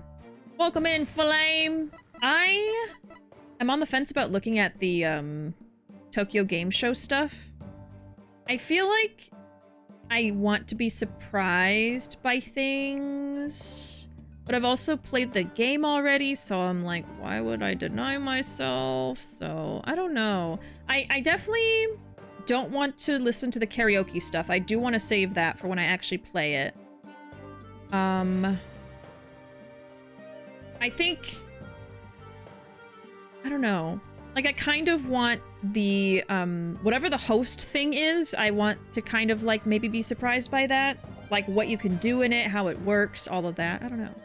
Skipped all the karaoke. Yeah. I didn't, you know, you gotta leave some stuff for when you actually play the game. I'm always, like, kind of in the middle on stuff like that. There'll be some things that I don't care, like, let me see it. Like, you know, the battle system and stuff like that. That's fine. I can see that ahead of time. But then the karaoke, I'm like, oh, I want to be surprised. You know, I don't want to just see all the cutscenes and hear all the voices before I even play the game. It's next year. You know, I have a whole half a year to wait, so. Can't get over the name Dark Ties. I heard someone call it the title to a Minidai fic. Oh my god. That's what it's gonna be. It's gonna be a Mini Daigo fanfic come to life. This phantom of 7 years past. Any idea who or what he was talking about? Not a clue. But he seems to think that this phantom is behind this whole incident somehow. Wait a minute. He thinks they may be connected to this case? Yep. This case has way too many similarities to what happened 7 years ago. For starters, that case happened right here at this very space center too. And in both incidents, a threat was issued via telephone. So that's why Prosecutor Blackquill thinks this incident is the work of the Phantom? Well, that's not the entire reason. I mean, if you want to talk about 7 years ago. That's when Prosecutor Blackquill was found guilty of murder. That messy case is what started the whole dark age of the law. So you see how this Phantom and Prosecutor Blackquill's conviction might be related. Yeah, I can see why he would think that. This incident and the Phantom, not to mention Blackwell's past. It's almost inconceivable that they would come to a head here. This might sound crazy, but Prosecutor Blackquill can't possibly believe Mr. Starbuck is this Phantom person, right? I mean, he was acting kinda strange during the last trial and all. Prosecution appears to be ready as well. Silence.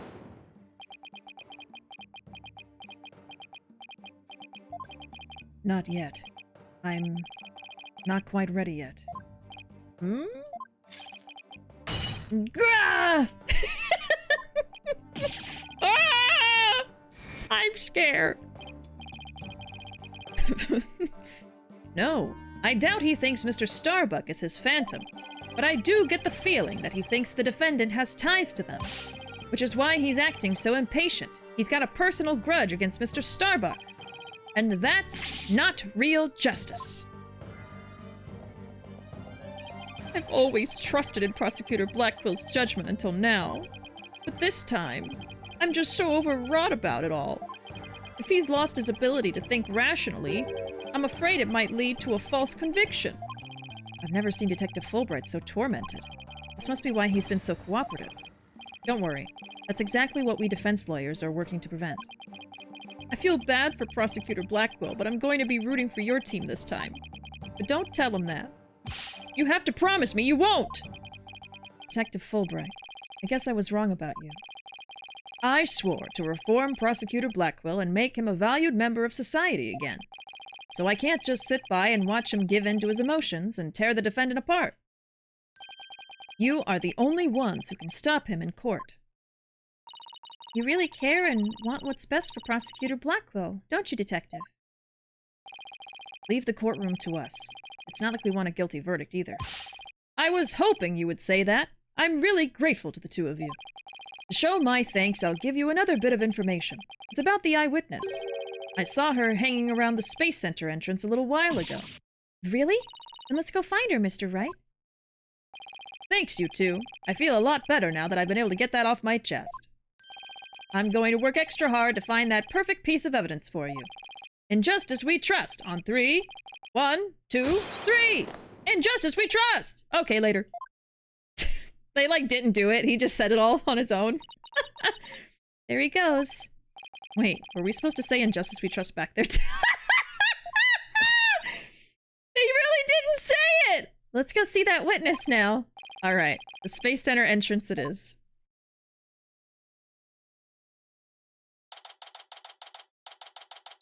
I kind of feel bad for him now. They just ignored him. They were like, wait, what? The witness must be around here somewhere. Don't tell me it's another robot! Someone could have programmed it to lie. We don't know. We don't know. The thick plottins, I know. I guess I should write some stuff down, shouldn't I? Let's see. So 7 years ago... Oh wait, so first of all, the bomb threat was known about beforehand. Got a call. Went through with launch anyway. And then 7 years ago, the same thing happened. That was the case that got Blackwell in jail. So he has a personal vendetta. And wants to find the Phantom. That's what he called it. Okay, interesting. So we've got another, like, years-long case being related to another case. Things coming to fruition years later kind of thing going on here. Can't get over Kondo being Mine's Akame. I know, and I don't like the character, but it's fine, I guess. Obligatory Blackwell's theme rules. It does. It does. Okay, robot. Hello, hello. Oh, so this robot obviously is a boy. So it doesn't have boobs. It just has 2 dots up and down. Okay, I see how it is. Oh, but the girl robot, the boobs are left and right. Right. Right. Uh-oh. Don't tell me the witness is a robot. Hello. Come over here. Or, come over here. Hello. Hello. No, those are its boobs. They're just... Oh, wait. I am Clonko. Shall I guide you? Guide you. I don't know why, but this robot's kind of freaking me out. I'm sorry, I was too busy talking about boobs. Are you sightseeing? Are you lost? Are you... Hey, you're not supposed to be wandering around. Oh, it's the baddie.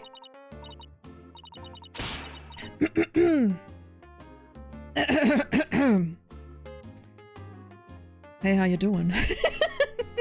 I'm not boob shaming! I'm not... Speaking of boobs. I'm sorry. I'm sorry. Again? I've had it with you, hunk of junk. Ah! I'm outside. Am I wandering? When did that happen? Okay, welcome back, hunk of junk. You don't know how close you came. If you didn't snap out of it, I was going to put you on the curb on trash day. Nothing works better than a 42.5-degree karate chop. That's pretty specific. Excuse me, but are you the one who witnessed the murder? Oh, and I'm Phoenix Wright, the lead attorney for this case. How do you do? Yeah, use the Riz, Phoenix! Use the Riz! Big shot lawyers, huh? I'm Aura Blackwell. Blackwell! Also, Aura?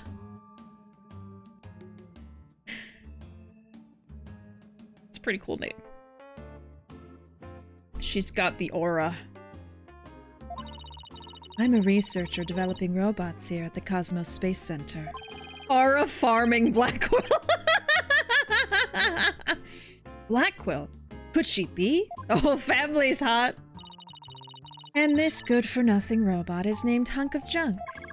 My name isn't Hunk of Junk. My name is Clonko. That's mean, Miss Aura. Quit complaining. Your model number is Ponko 2. Ah, but Miss Aura, everyone calls me Clonko. Quit your squawking already. No, what are you doing? No, don't. Leave him alone! Why are you so mean to him? It's just suddenly bothering me. I was blinded by how hot she is. Leave him alone. There. I bet you won't be talking back now. Ah, I will obey completely. Yikes. I better watch what wires I cross with this one. She's feisty. She's hot, she can do what she wants. She can do whatever she wants to me, that's for sure. If mean, why hot? Your last name. You want to change it? Your last name is Blackwell. Do you have a relative in the legal profession? You are correct. Simon Blackwell, who used to be a prosecutor, is... Shut up. Only speak when I order you to speak. Simon is my little brother. Little brother? You know him?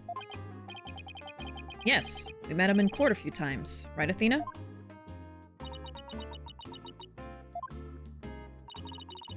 What a dull creature.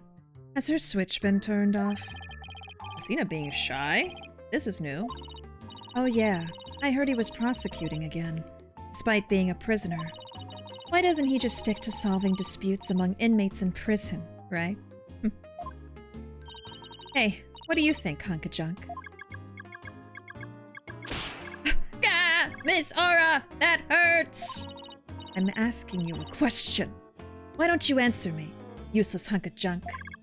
But Miss Aura, you told me to only speak when you order me to. I told you to never talk back to me. You're worth more as scrap. Robot abuse, hawk attacks. Blackwell family life must sure be interesting. Well, do you have any other questions? Wait, of course you do. You're a lawyer. It's not like I'm on Simon's side or anything. I just want to get this over with. Jesus Christ.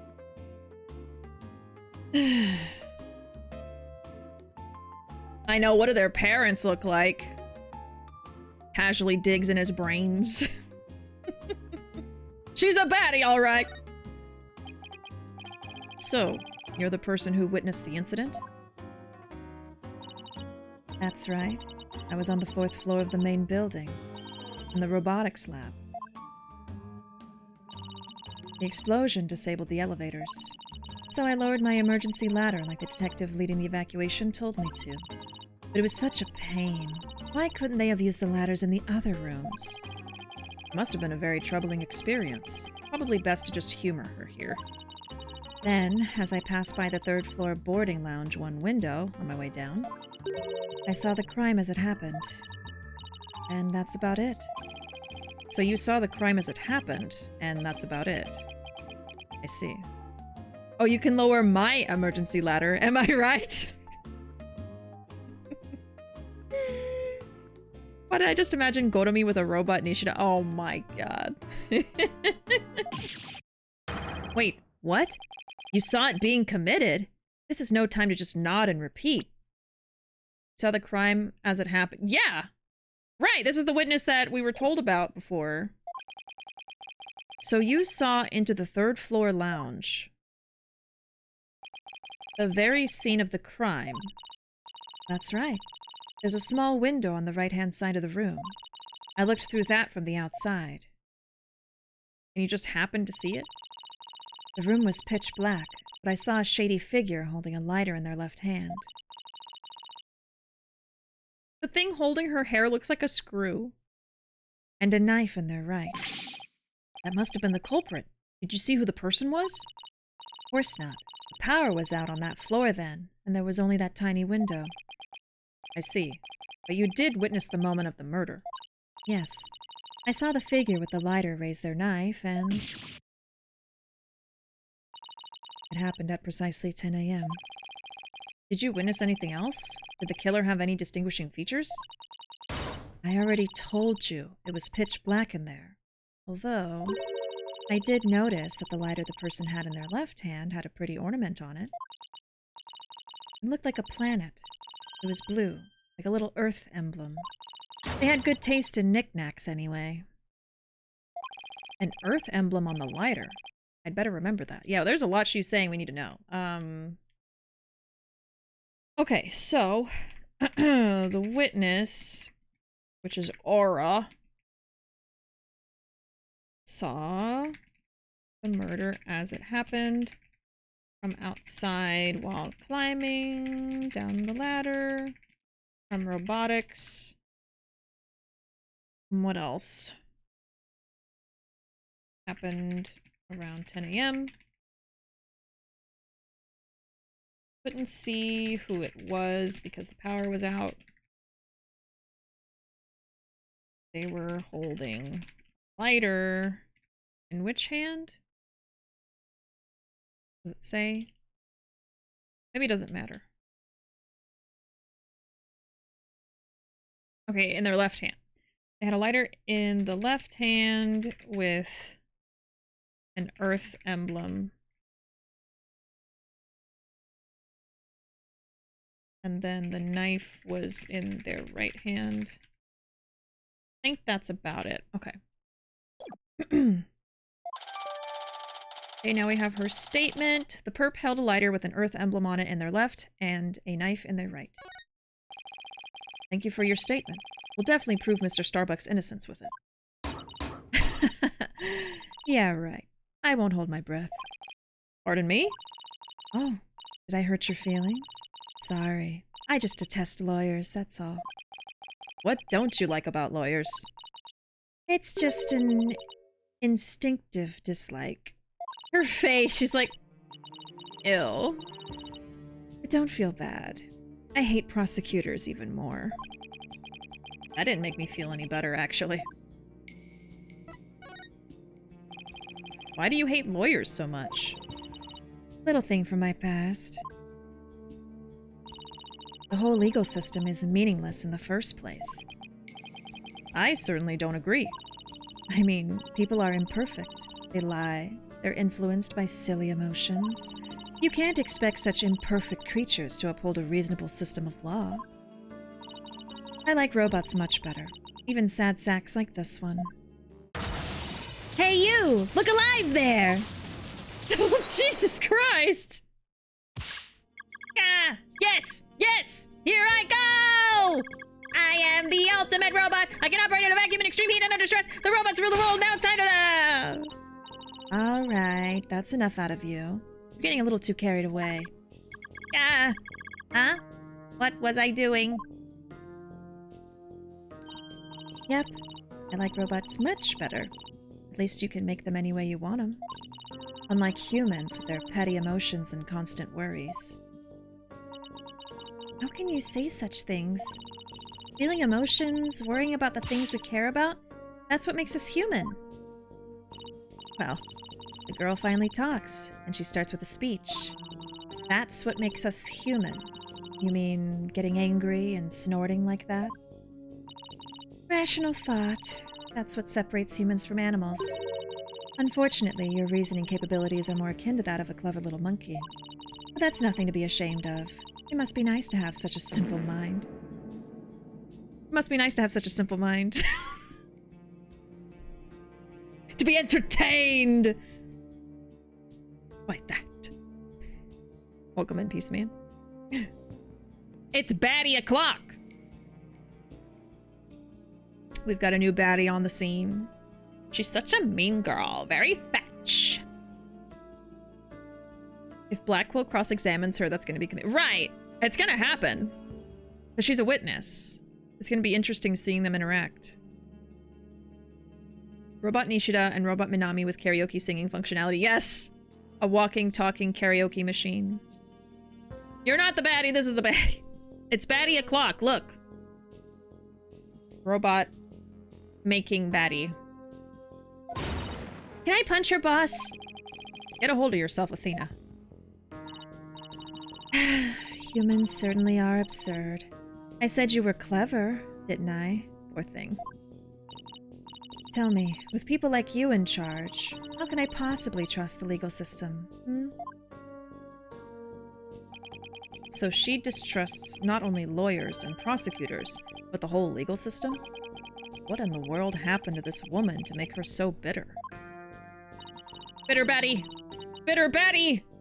Even if somebody important to me was killed, I would never wish to see their killer brought to trial. Because I'd much rather kill them myself. Oh, damn! You can't be serious. That thing you're wearing around your neck. Oh, this? Around Athena's neck? Does she mean widget? Oh, I get it. Well, well. Her Royal Highness has returned at last to her castle. Her royal what? Is she talking about Athena? I knew she had a past here. By the way, I heard the rumors. Our director's gonna be the star witness in court tomorrow, right? Director Cosmos? Yes, that's right. You poor things.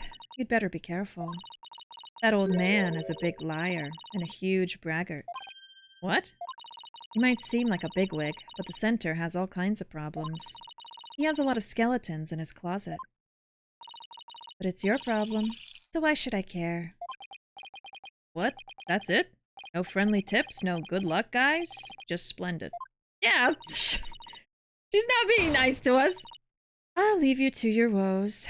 Come on, hunk of junk.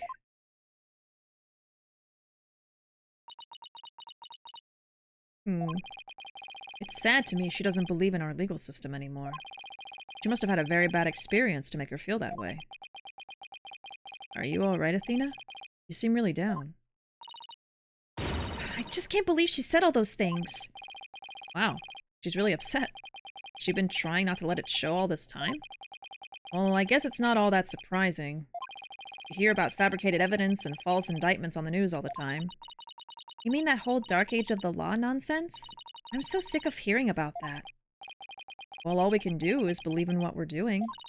Yeah, you're right, boss. I agree. Maybe it's time we went back to see Mr. Starbuck. Good idea. We should tell him about the bullet and Miss Blackwell's statement. All right, then. Next stop, the detention center.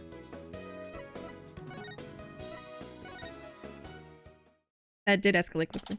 I was thinking that the whole time. She seems like a good character to cosplay.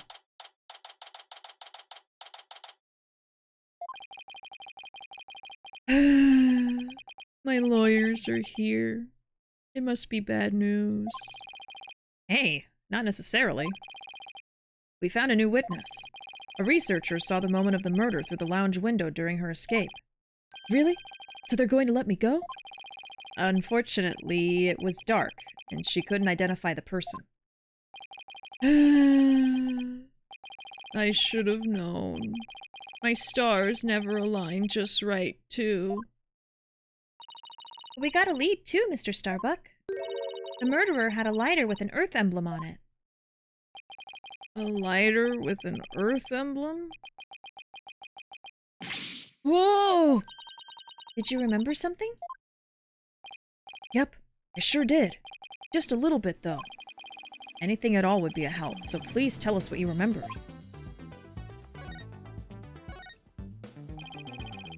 I thought I was unconscious the whole time. But now I remember. I woke up for a few brief moments. That's huge! Do you remember seeing anything? A lighter. I saw the flame of a lighter floating in the darkness. Good, good. What else did you see? What was nearby? It was definitely the boarding lounge, so it must have been after Clay carried me there. In the light from the flame, I saw a dark shadow flickering. Dark shadow. That must have been the third party we've been looking for. Thank you, Mr. Starbuck. You've been more help than you know. If we can prove there was this third person at the scene, and that they're the real killer, then you'll be cleared of all suspicion. The key will be whether or not we can identify this third person in court tomorrow. At least we have something to go on now, and that's a big plus. I should probably tidy the evidence up a bit before someone mistakes me for a hoarder. Okay, we've got rid of some evidence we don't need. Now that we have a glimmer of hope, I'm suddenly starving. Why don't we go back to the office and treat ourselves to a big celebration in advance? For someone who's highly empathetic, you can be surprisingly unsympathetic.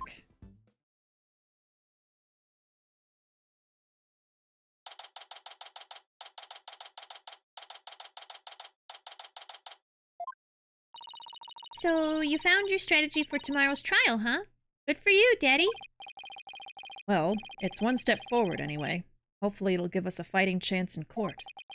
As long as we can find out who this third person is. Now let's get something to eat. I'm starving. My vote is for Eldune's noodles. It's always Eldune's noodles. Oh, Apollo! He's back. Oh, so that's the jacket he's wearing. It's the space astronaut jacket. What are you doing here? I didn't think the clinic was ready to release you yet. My wounds are fine, and I'm done lying around. Apollo, you're supposed to be in bed.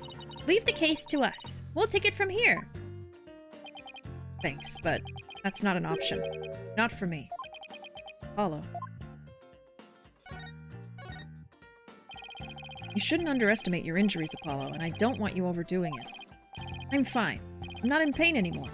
Besides, they just gave me an IV at the clinic. An IV isn't a cure-all, mummy man.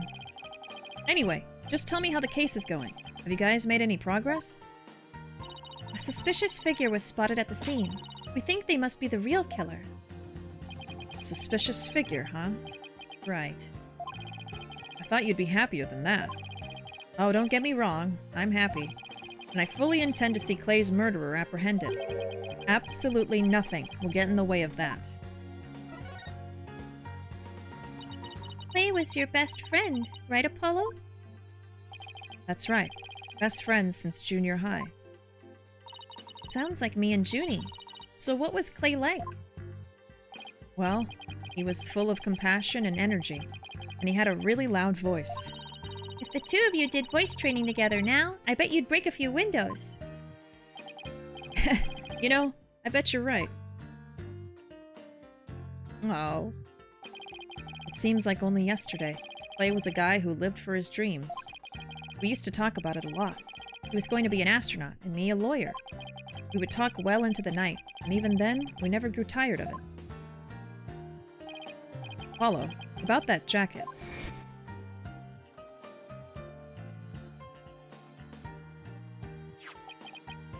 Oh, it's Clay's. I knew it. It's a special jacket that was only issued to members of the Hat Project. He was finally able to get one of his own once he was selected for the Hat 2 mission. He always looked so proud wearing it. But just when his dream was finally coming true, I still can't believe it. Oh, damn it!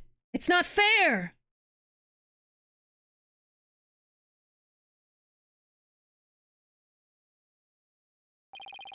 Apollo, hope you don't try to carry the burden all alone. I guess we were both unlucky. My own debut was a disaster. Guess you're right on some level. That trial 1.5 years ago wasn't exactly the smoothest of starts. That was a rough time for me, but Clay refused to let me quit. You're fine, he'd say. Don't give up. It was right during his screening exams, too. I couldn't have become a full-fledged lawyer without him. That "you're fine" of his is why I'm still standing here today. You're fine, huh? You're fine and I'm fine were like your catchphrases, weren't they? Something like that. Sure brings back memories. When we were in junior high, Clay's mom passed away in an accident. But he wouldn't show his sadness to anyone. One night, I found him crying all alone in the school courtyard.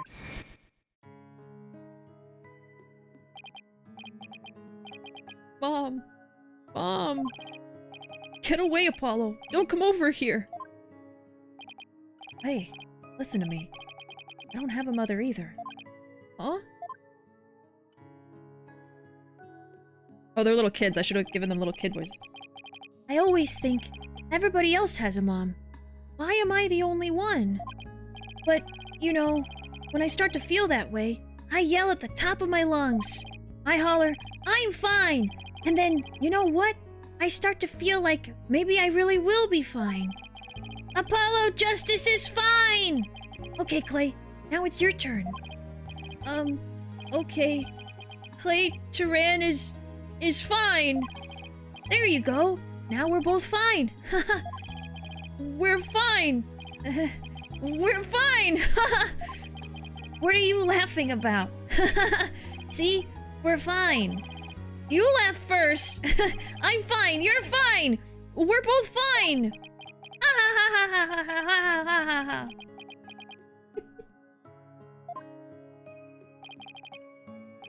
Thanks, Apollo. Man. Free therapy. Free therapy from your friends. When you say it out loud, it really starts to feel real. And as long as you don't give up and keep on fighting, that's what we believed. As long as you don't give up. Wasn't there somebody else who said something similar? If I give in to my fear, I'll never find the truth. As long as I don't give up, I can keep up the fight. Clay called Mr. Starbuck his mentor and looked up to him. I wonder if I can be a good role model for my staff like Mr. Starbuck. Of course you are, Phoenix. Yeah, the No Moms Club. I wish we could have met Clay and actually seen what he was like. Yeah, like, I feel like the emotional beats would be a little bit more impactful if we had seen him before he was dead. You know?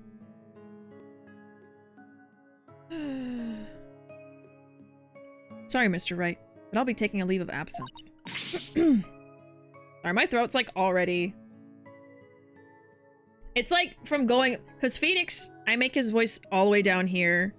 And I have to go up for Athena and then Trucy. I'm like this with my vocal cords. Oh, take a... Yeah. I could use another one. Oh. I'm suddenly reminded about something the punk rocker Laura Jane Grace said about her late friend Pope. Pope would say, "Fuck my life, 666," and Laura would immediately follow with "mandatory happiness." She uses those phrases a lot now. Some tea? I know. I've been feeling like I need to start making some tea for my Ace Attorney streams again. It's just been so hot that I've been kind of waiting for it to cool down a little bit. And it might be time. It might be time. I think it's getting cool enough. Maybe I could go make some tea, I guess. I didn't want to get up, you know? I just wanted to sit down, finish my stream. That's it. But I probably should go take a break. We're about at 2 hours now. Yeah. I guess let me go make some tea. And we'll keep going when I get back, I suppose. Let me save real quick. I'm probably gonna make some chamomile or jasmine. Probably chamomile. Jasmine tea is my favorite right now. I like having that with my breakfast. Okay, I'm gonna BRB to make some tea. I'll probably be back in like 5 minutes, unless it takes a little bit longer, but I'll be back soon. BRB. All right. I am back. I've got my tea. It's too hot for me to drink. I'll just let it chill a little bit. All right. Proceed. What? Wait, what do you mean by a leave? Wait, what? Oh. God. Okay. I called Mr. Starbuck his mentor and looked up to him. I wonder if I can be a good role model for my staff like Mr. Starbuck. And then Apollo says, sorry, Mr. Wright, but I'll be taking a leave of absence. What? What do you mean by a leave? You're really serious. Can you at least give me a reason why? When I put Clay's jacket on, I swore to him that I would catch his killer myself. But that's our goal here too. I agree with Athena. We should work together to find the truth. Truth, huh? That's a noble cause. But what if the truth you seek and the truth I seek turn out to be different? I'm not sure I follow. What are you saying, Apollo? Does he think that, Starbuck did it? I'm going to catch the person responsible for taking my friend's life in my own way. Take good care of Mr. Starbuck for me. Okay, no, he doesn't. Now I must be going. Goodbye. Okay. Goodbye? Did he just say goodbye? I sensed a lot of seething anger and hatred coming from him. And also suspicion. Ugh, he's not walking out on us like this. I'm going to go talk some sense into him. Hold on, Athena. Apollo can believe what he wants, but I believe he's wrong. Even if we take different paths, the truth we arrive at should be the same. I think the quicker we solve this case, the better it'll be for Apollo. Yeah, you're right, boss.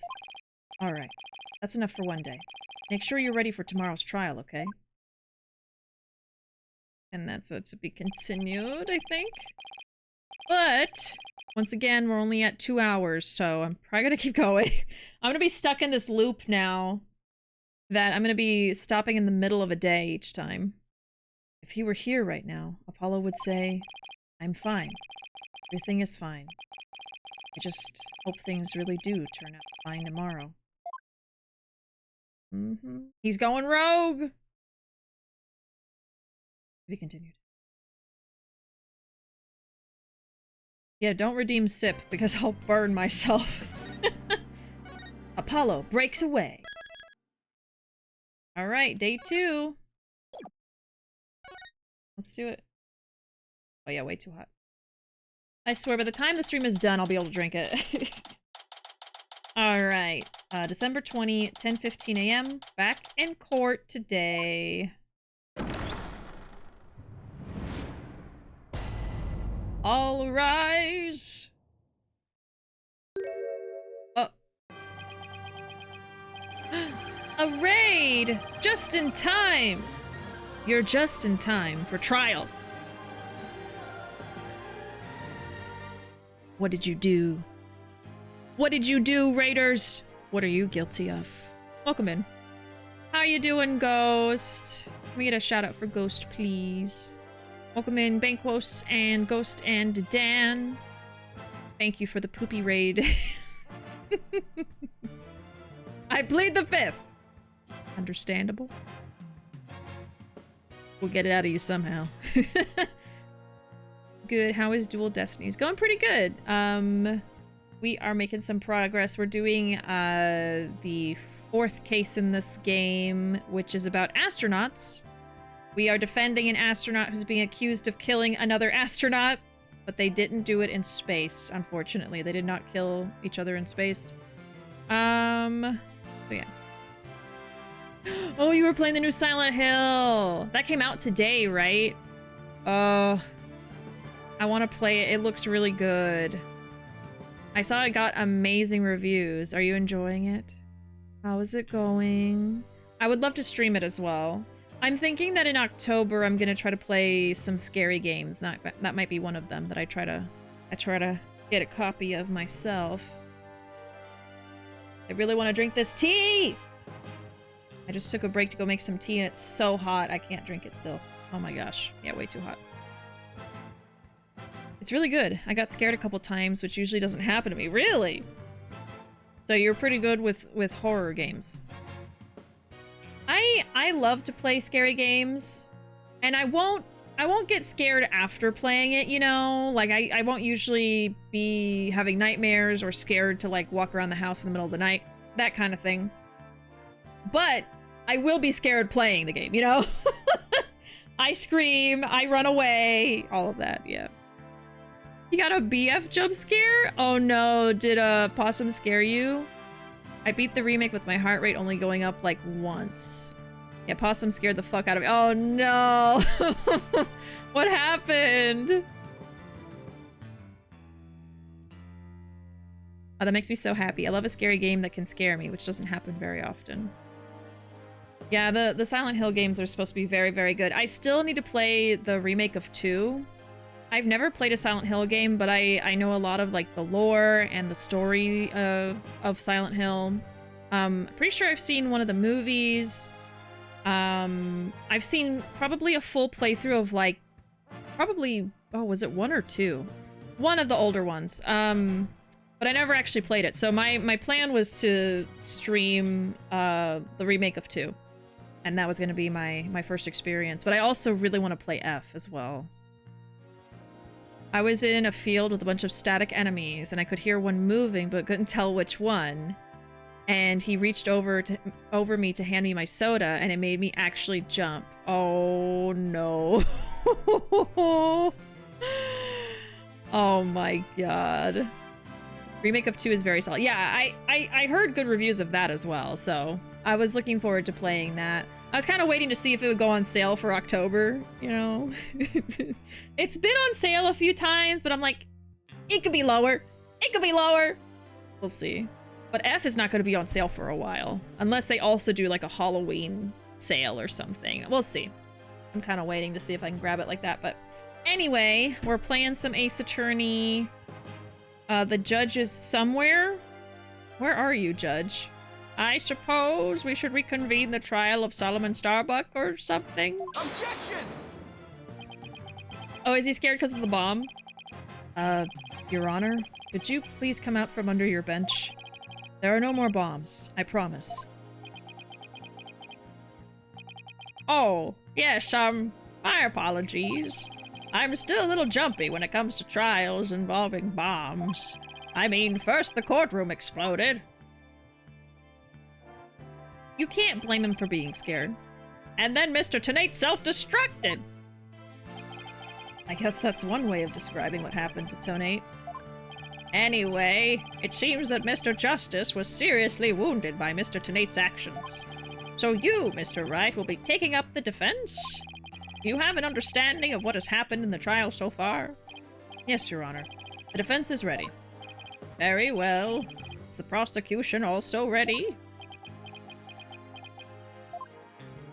Yeah, I don't think Phoenix has met Blackwell yet. Hmm? I take it you'd like me to give the opening statement this time? Looks like the judge has become a pretty good mind reader. Well, he's certainly seen more than his fair share of colorful prosecutors. You'd say he's something of a veteran of sorts. Sure is. The judge died? That was his ghost speaking to us. Let's see. In the previous part of this trial, we learned that the victim, Clay Turan, escaped from Launchpad 1 carrying the defendant, Solomon Starbuck. There were explosions on the second floor of the Space Center and on the rocket itself. The 2 astronauts used the Launchpad 1 corridor to reach the boarding lounge. And How could the victim climb down the ladder if he was carrying the defendant? That was the mystery that needed to be solved. But Mr. Justice proved that the victim was killed in the boarding lounge. Prosecutor Blackwell, were you able to discover any new facts related to the point? Upon further investigation, we discovered an oxygen tank fragment in the lounge. Surprisingly, it would appear that Justice Dono's argument was correct. So that means the testimonies of the first two people on the scene are suspect. There were two people who claimed to be the first on the scene. But can we truly trust their statements? Let's see. The two people were Detective Candace Arm and Yuri Cosmos, right? You think that one of them might have given a false statement to the police? Yes, it's certainly possible. We might have to do a little more digging. Okay, so it was probably... I'm more suspicious of the detective, especially the woman Aura was saying that he lies, you know? I've only seen bits of these games, but I'm not used to seeing them animate so much. Yeah, so this is Dual Destinies. This is the 5th game in the series overall, something like that. And it's the first time they have 3D animation.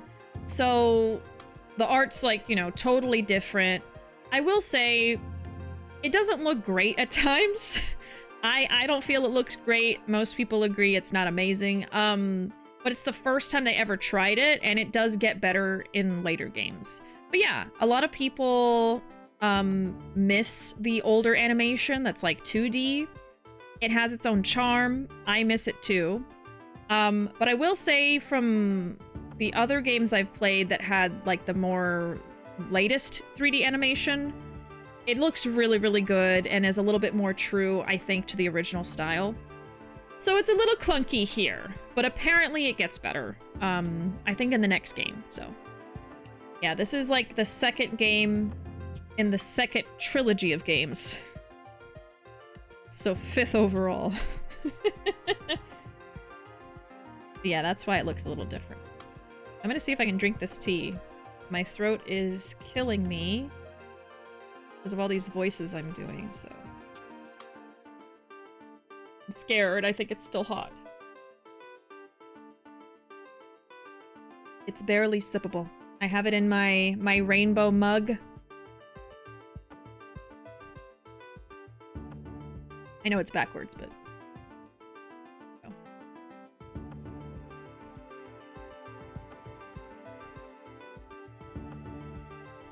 You could put some ice in it. No. Then I'll water it down. Some trial and error to find the right balance. It's cool that they wanted to stay true to the 2D style. Yeah, I do think that it looks better. Like, if you want to see it, you can just look up Ace Attorney Chronicles. And, to me, that looked really good. Much better than how it looks in this one. And those games are about completely different characters, actually. Those games take place in like the 1800s. And some people say, oh, these characters are like the ancestors of the later characters, but I don't remember if it was totally confirmed or not. It's just, I think it's like a fan theory. But yeah, those games were really fun. There's a knockoff Sherlock Holmes in it, and his name is Yeah, his name is Herlock Sholmes instead of Sherlock Holmes to avoid the copyright that existed at the time. And he's only sort of like the real Sherlock Holmes. He is, in fact, a pretty boy with gray hair. I say that, but I think he was like 30 or 40 something. But he's just, that's his personality, you know? He's like a pretty boy. Ryu is, right? God, I just finished those games and I don't remember.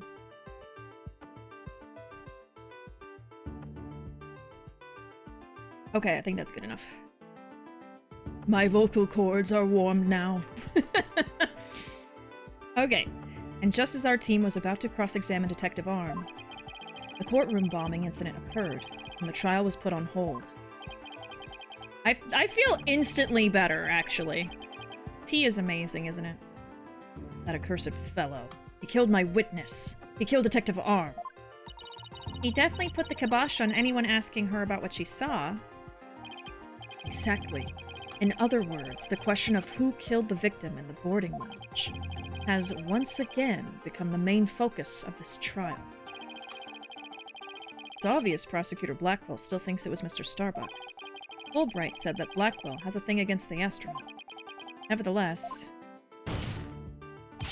the defense argues there was a third person in the lounge, and that's who killed the victim. Objection! To make such a reckless claim in a courtroom takes a bold man, or a stupid one. There was no third person in the boarding lounge. Or have you gone dotty already? Old man. Objection! We'll see who's the dotard after I trounce you with my years of experience, little boy. In any case, Mr. Starbuck claims he saw someone leaving the lounge. Furthermore, a Space Center employee also saw a suspicious figure at the scene. They saw a third person? Maybe. I see my sister's been running her mouth.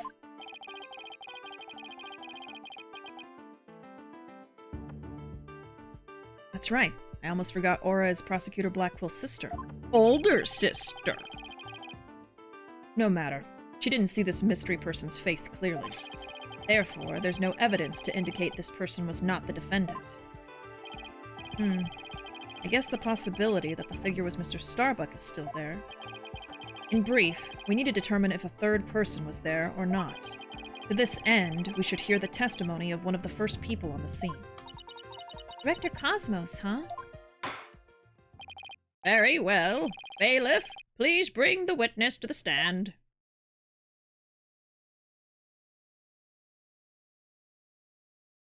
Why is he still on the Segway? Why, I believe I've seen you before in the newspapers. Oh, of course you have. Of course you have. For I am Yuri Cosmos, director of the Cosmos Space Center, which was of course named after me, Yuri Cosmos. Don't you have anything you wish to ask me? Looks like he's all geared up to do some bragging. 7 years ago, I successfully launched the Hat One and...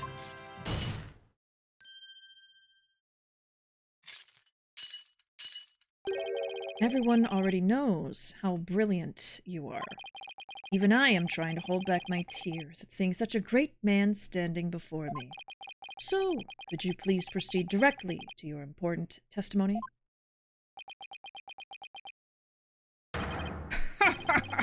I see this fine young lad has a proper appreciation of greatness.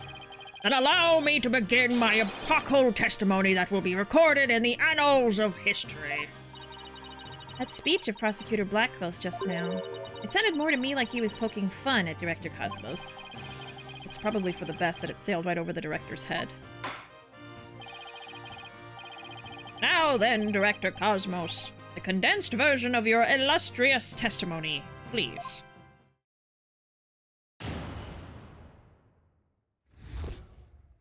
What I saw at the scene. Detective Arm and I rushed towards the boarding lounge together. We went via the control room and peeked in from there to see what was going on inside.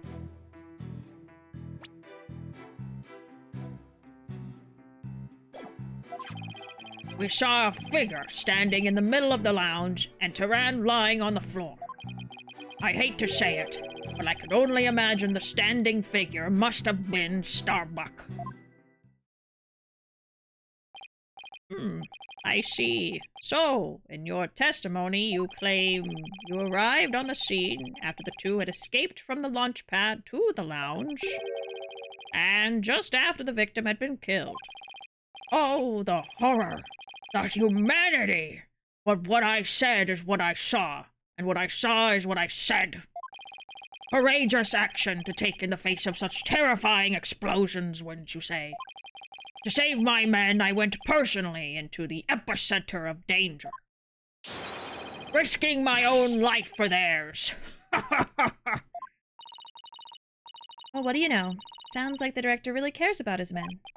Yeah, although it sounds more like he was scared and just had a peek from far away. Is the defense ready to cross-examine the witness? Yes, Your Honor. Rector Cosmos' testimony is pretty vague. I'm going to have to press him and draw out more info before I do anything else. What's new? Okay. Detective Arm and I rushed towards the boarding lounge together. Hold it! Where were you coming from? The 6th floor. We were making sure any stragglers made their way to the 4th floor. It was then we heard about Starbuck and Turan and hurried to the 3rd floor lounge.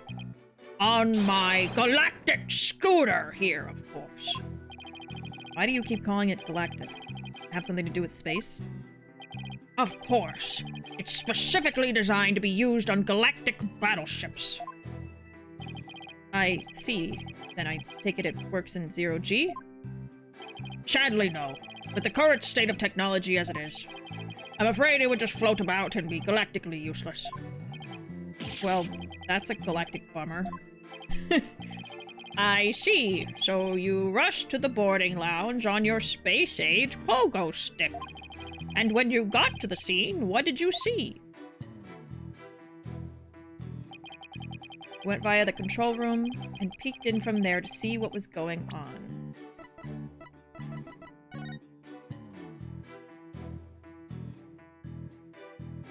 Okay. Oops. Go back! Hold it!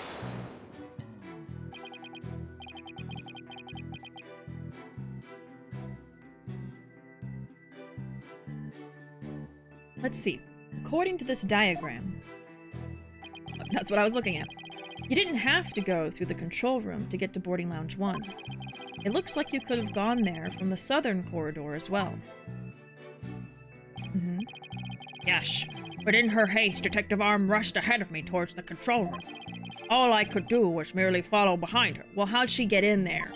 How'd she get in there, though? You're the only one that can go in. I see. So we peeked into the boarding lounge from the control room door, and we saw a figure standing in the middle of the lounge, and Turan lying on the floor. Hold it! So you couldn't see who that figure was clearly, or what they were doing? Sadly, the only thing I could tell was that it was a person, standing motionless. The defendant, no doubt, staring aghast at his deed. What other explanation is there? Ugh, I'm so close. Without evidence, I can't prove that person's the third party. I don't relish in this. And I hate to say it, but I can only imagine the standing figure must have been Starbuck. Hold it! Aura Blackwell also saw a suspicious figure in the lounge, but she gave the statement that it was too dark to see the person's face clearly. Right, so how did he see it? Did you oh my god. Did you see this figure's face clearly? No, not clearly. The lighter they were holding illuminated the area around their feet at the time, but other than that, I could see little else. That's why I could see Turan, but I couldn't see who the other person was. Okay. So for all you know, it might not have been Mr. Starbuck. Isn't that correct? I would like to believe that. Starbuck isn't the type of man who's capable of murder. Objection! When the witness entered the boarding lounge, there was no third person there. What if they were hiding in the darkness? Isn't that correct, Great Space Center Director? Yes, that's right. Only Starbuck and Turan were there by that time. After we peeked in, the lounge suddenly went dark, and the figure vanished. You mean they disappeared? That's odd. Objection! The reason the figure appeared to vanish is because it was the defendant. When the witnesses weren't looking, he fell to the floor and feigned unconsciousness. Hold it! Hold on. Director Cosmos, did you ever take your eyes off of the scene? Just for a brief instant. About as long as it takes for a shooting star to go by. If you took your eyes off the scene, then this third person could have escaped during that time. But what escape route could this person have used? Direction opposite the control room. The southern door to the elevators. The elevators were broken. But they could have ran around, yeah. Okay. Oh, okay. There's no security lock on the door, so it would have been possible to escape that way. Objection! Mm-hmm. You don't like relish fare. I like onions better anyway.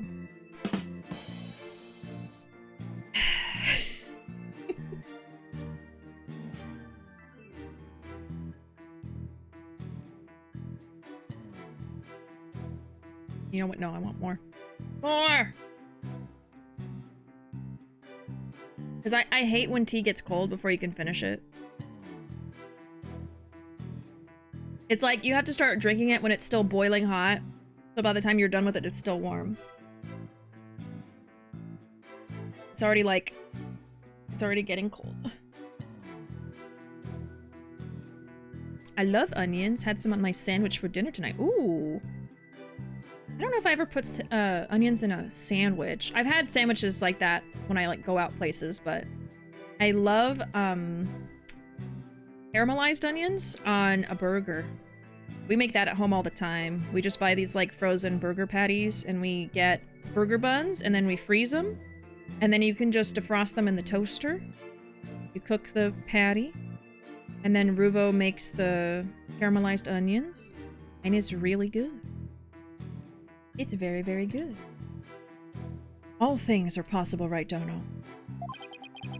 Even burger dinners. The real question is, do you have any proof? Well... If we're just talking possibilities, we could each profess whatever we'd like.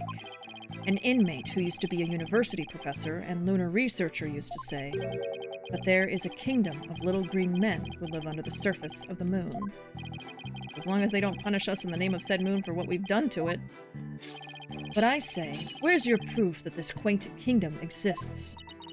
He's calling your theory a work of fiction, boss. And he's right. I don't have any proof yet.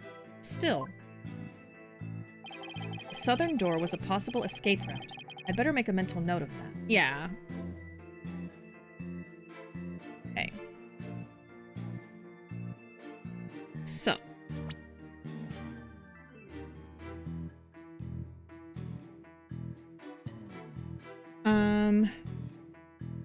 Okay, so the director and Candace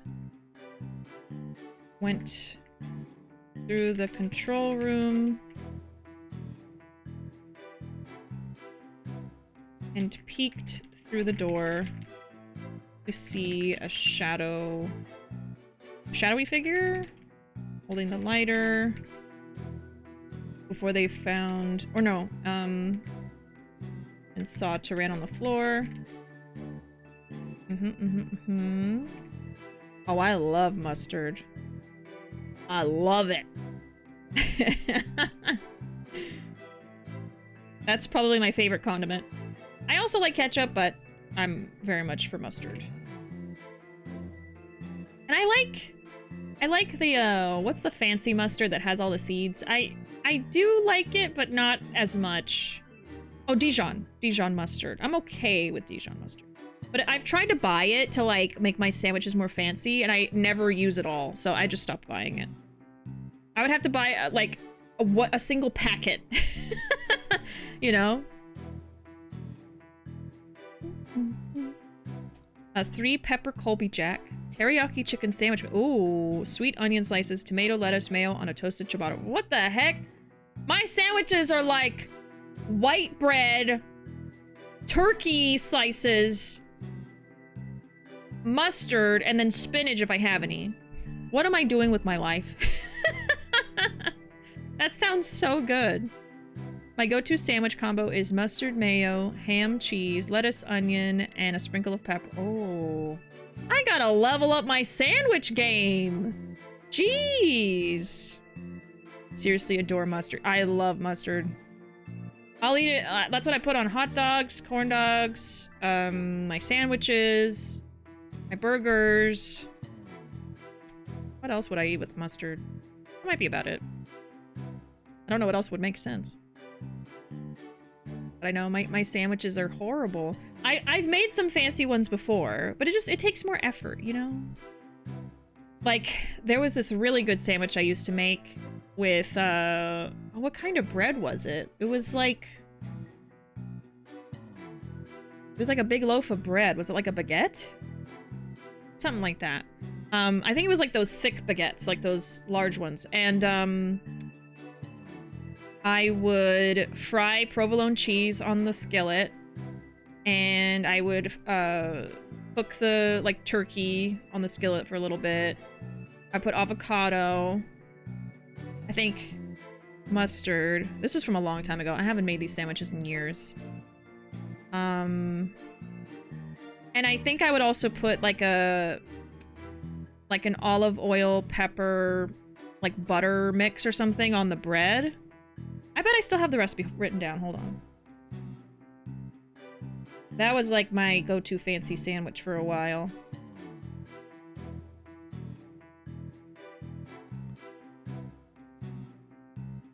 Yeah, my grilled provolone sandwich. That was my specialty. Oh yeah, slices of tomato, salt and pepper. Yeah, I'd put some olive oil, oregano, garlic powder on the bread. I think I would toast it in the pan too. So I almost made like a garlic bread provolone sandwich. Yeah. And then whatever like sandwich meat I had. That was my fancy sandwich. I haven't done that in a long time. Sometimes I just go ham, cheese, and call it a day. Sometimes you just don't have the energy. There's a maple mustard that I always put on eggs, but it's expensive. I can make it last a long time. Ooh, maple mustard. I haven't had that.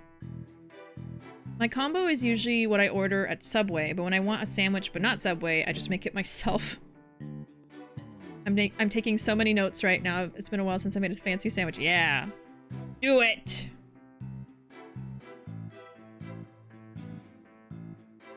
Subway's bread is legally a cake in some places. What? Is it like the sugar content? That's wild. Oh, you hate tomatoes on sandwiches. You could probably fry up a tomato and it would taste better. I go through phases with that. I'll want like tomato slices on every sandwich I eat for like weeks, and then I'll get sick of it. There's so much sugar in it, it was declared a cake. Wow. Oh no. Kind of rare. Few farmers marketplaces and a local company called Stonewall Kitchen makes it. Well, it sounds delicious. I would try it. For sure. I gotta level up my sandwiches, y'all. Oh my god. I'm gonna make fancy sandwiches for dinner tomorrow, I swear. I'm gonna look up what I can do with what I have in the house. I don't have much right now. I probably won't be able to. Okay. The southern door was a possible escape. Oh my god, I was taking notes. I forgot. Y'all distracted me with the sandwiches.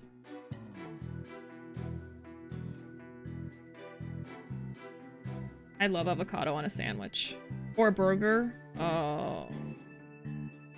I love avocados. Why are they so expensive?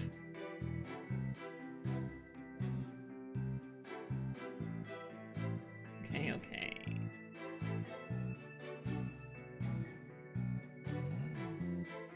Alright. A third party could be the killer. Could have gotten into the lounge from the south door. Not guarded with fingerprint thing, whatever.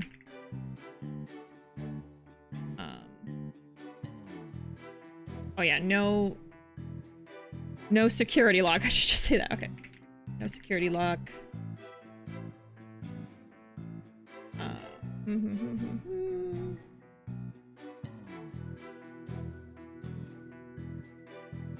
Yeah, okay, I think that's really all we're saying here. We could have a way to get out from there.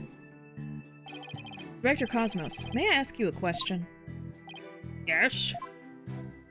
Why did you look away from the boarding lounge? There's actually another tale of bravery behind the answer to that. It was when Detective Arm saw the figure and raised her gun.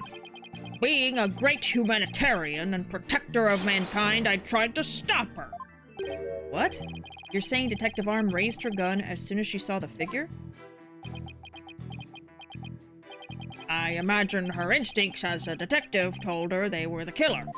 God, without even shoot first, ask questions later, I guess. I don't know about that. And were you able to prevent Detective Arm from firing her gun? I'm afraid I was too late. I was unable to stop her. She identified herself clearly, and then she fired 2 warning shots at the shadowy figure. 2?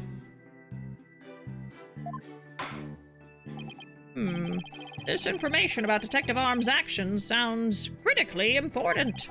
Please add it to your testimony. Okay. So, Cosmos says... I'll just call him Director. Director says Candace shot at the figure immediately. And shot twice, which is not true. Detective Arm fired 2 warning shots at the figure. Hold it! Unless one of the shots went into the person's body. And neither of these 2 shots hit the culprit? That is correct. Okay, then he's lying. The detective appears to have missed on purpose. Did she really? There's something about this that bothers me. So Detective Arm fired 2 warning shots, did she? That's the first time that info has come out. Wonder if I can find any inconsistencies. Yeah, okay. That's our ticket then. Let's save just in case. Oh, you love tomatoes, Anna? I used to be a tomato hater growing up, and then I just reached a certain age and started liking them on, you know, like in a salad, on a sandwich, whatever.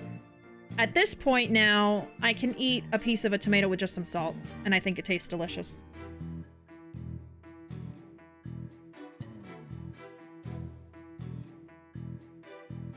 Some salt and pepper?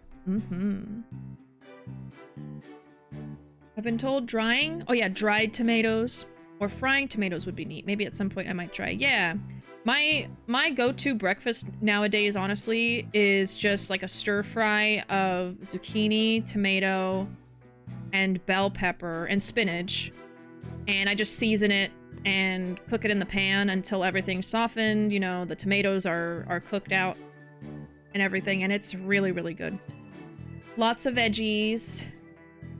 Oh my god, y'all, we have so many eggs right now. Guess what? Almost all our chickens are laying eggs now. There's only 2 left. I think we just got 2 new chickens laying eggs just today. We found, like, several brown eggs. So we're thinking, especially because they're small, we're thinking that some of them are, like, the starting eggs for some of the chickens.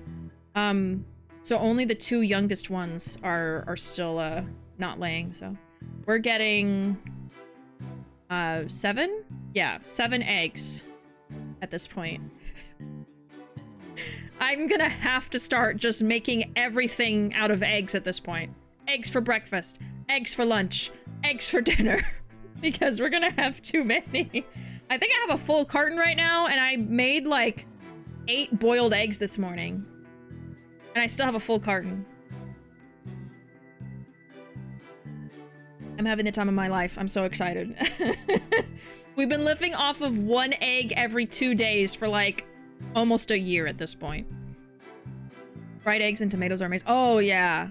Oh, I love a good fried egg that still has like a runny yolk. With garlic, salt, and pepper. Oh. Oh. Okay. I'm gonna present the gunshot. Objection! Are you sure you were really paying attention to what Detective Arm was doing? You doubt my words? Words that will someday be written down in history books? Why does it sound like that? Somehow, I don't think that those exact words will ever be written down in any history books. Mr. Wright, could you please explain yourself so that we can all understand? You say that Detective Arm fired 2 warning shots, and yet only 1 bullet hole was ever found at the scene. What? Only 1 bullet hole means the gun was only fired once, and yet Director Cosmos is saying Detective Arm fired 2 shots. No editor would allow such a glaring contradiction into a history book. Objection!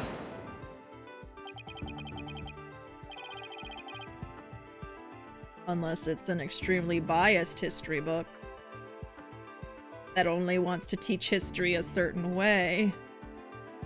Unfortunately for you, the witness's words are true. They confirmed that 2 shots were fired from Detective Arm's gun. Oh! Objection! Where'd the other one go? But there was only 1 bullet hole at the scene. Where did the other bullet hole vanish to? Maybe that's what broke the oxygen tank. You should know the answer to that already. I should? I was right! Well, there you go. Okay. So 1 bullet went into the screen. The other broke Duran's oxygen tank. Interesting. During the previous trial, a certain oxygen tank was presented as evidence. We've already discussed that it was ruptured in the lounge, have we not? It appears that the thing that ruptured it was a bullet. A bullet that was found near the tank, to be precise. This bullet was fired from a .38 caliber gun, the same caliber as the detective's gun. Well, there's where the difference comes in. That's a different caliber. Okay, detective's gun caliber different from the bullet we found. It was .10. Okay. What? Okay. The victim's oxygen tank was struck by a bullet. Jesus, so she could have killed him for all we know. The rifling marks are all the rifling marks also match up. There's no question that the bullet was fired from Detective Arm's gun. Bullet found near the victim's oxygen tank. It was fired from a .38 caliber handgun. Rifling marks. They're like a gun's fingerprints on a bullet, correct? And examining the rifling marks on a bullet can tell us the gun it was fired from? One of the bullets the detective fired found its way into the holographic image display. The other bullet came to a stop near the victim's oxygen tank. The evidence confirms the director's statement that the detective fired 2 shots. I hate the word detective. I don't know why. I can never say that word. Detective. Like, it just... I don't know. Maybe I struggle with T's? I don't know. With T?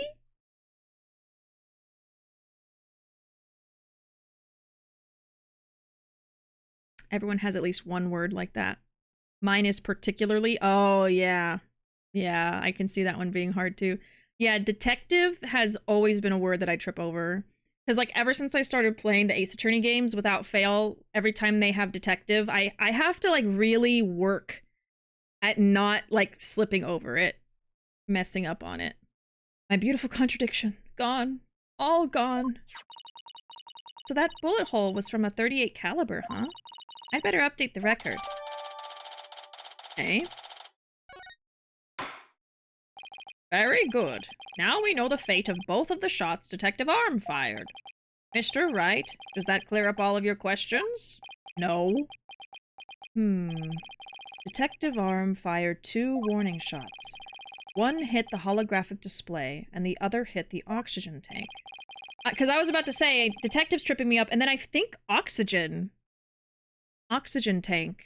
I'm slipping up on that, too. Does that clear up everything? No.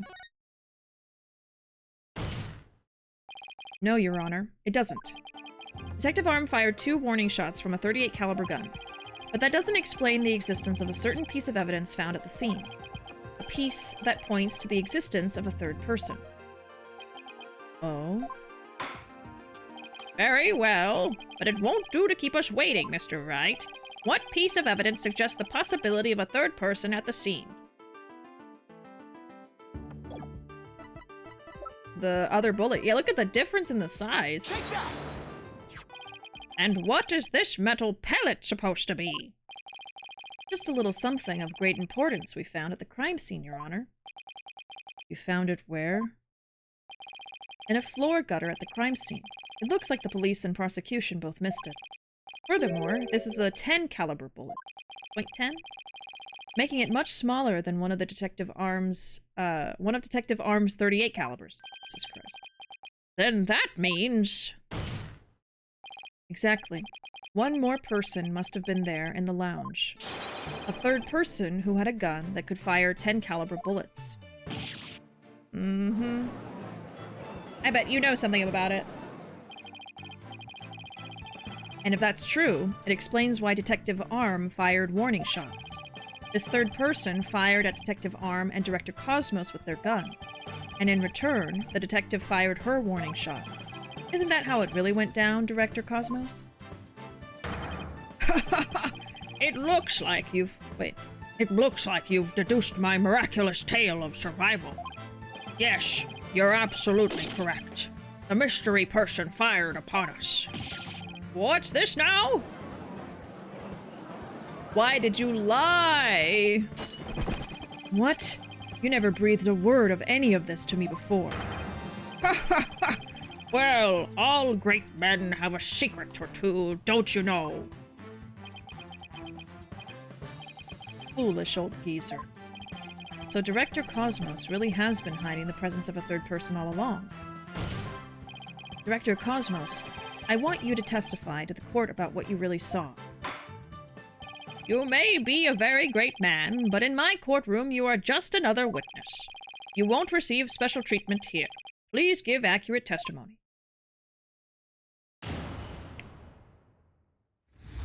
Detective Arm and I rushed to the control room together.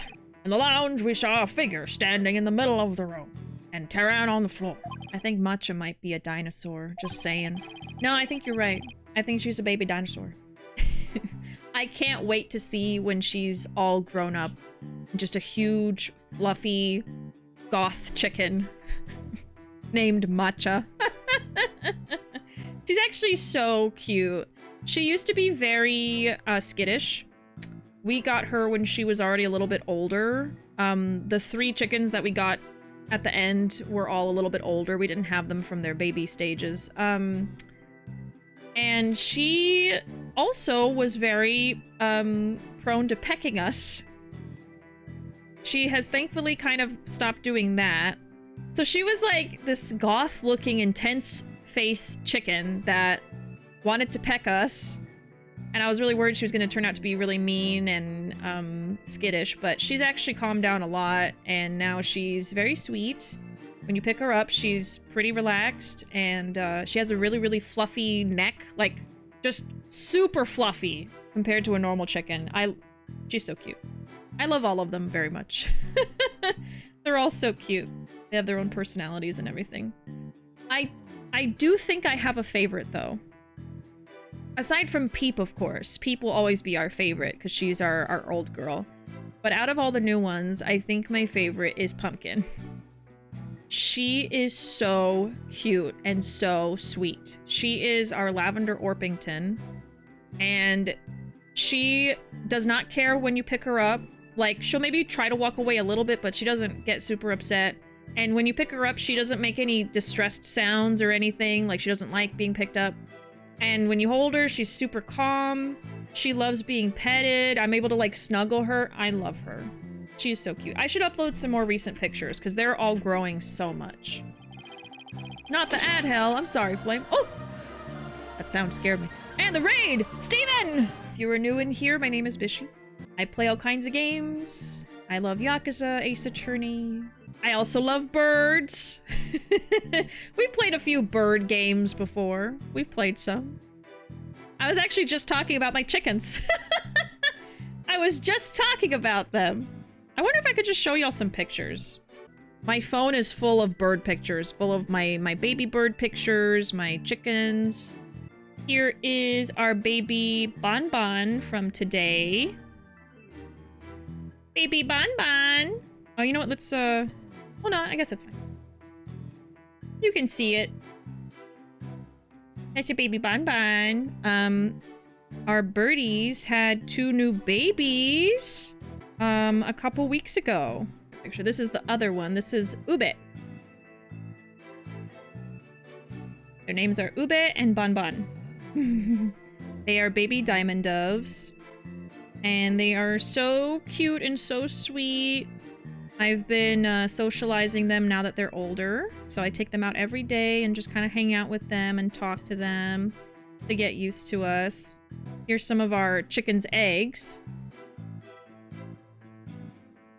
So we've got a chicken that lays really, really dark brown eggs. We've got several that are going to be laying those lighter brown. And then we've got at least 2 right now that are laying green eggs when they're not supposed to, actually. This is Pumpkin. She's a lavender Orpington, so she's gray. And she's the sweetest out of everybody. I do also love Donut a lot. I feel like Donut's my second favorite because she's also nice, but not as nice.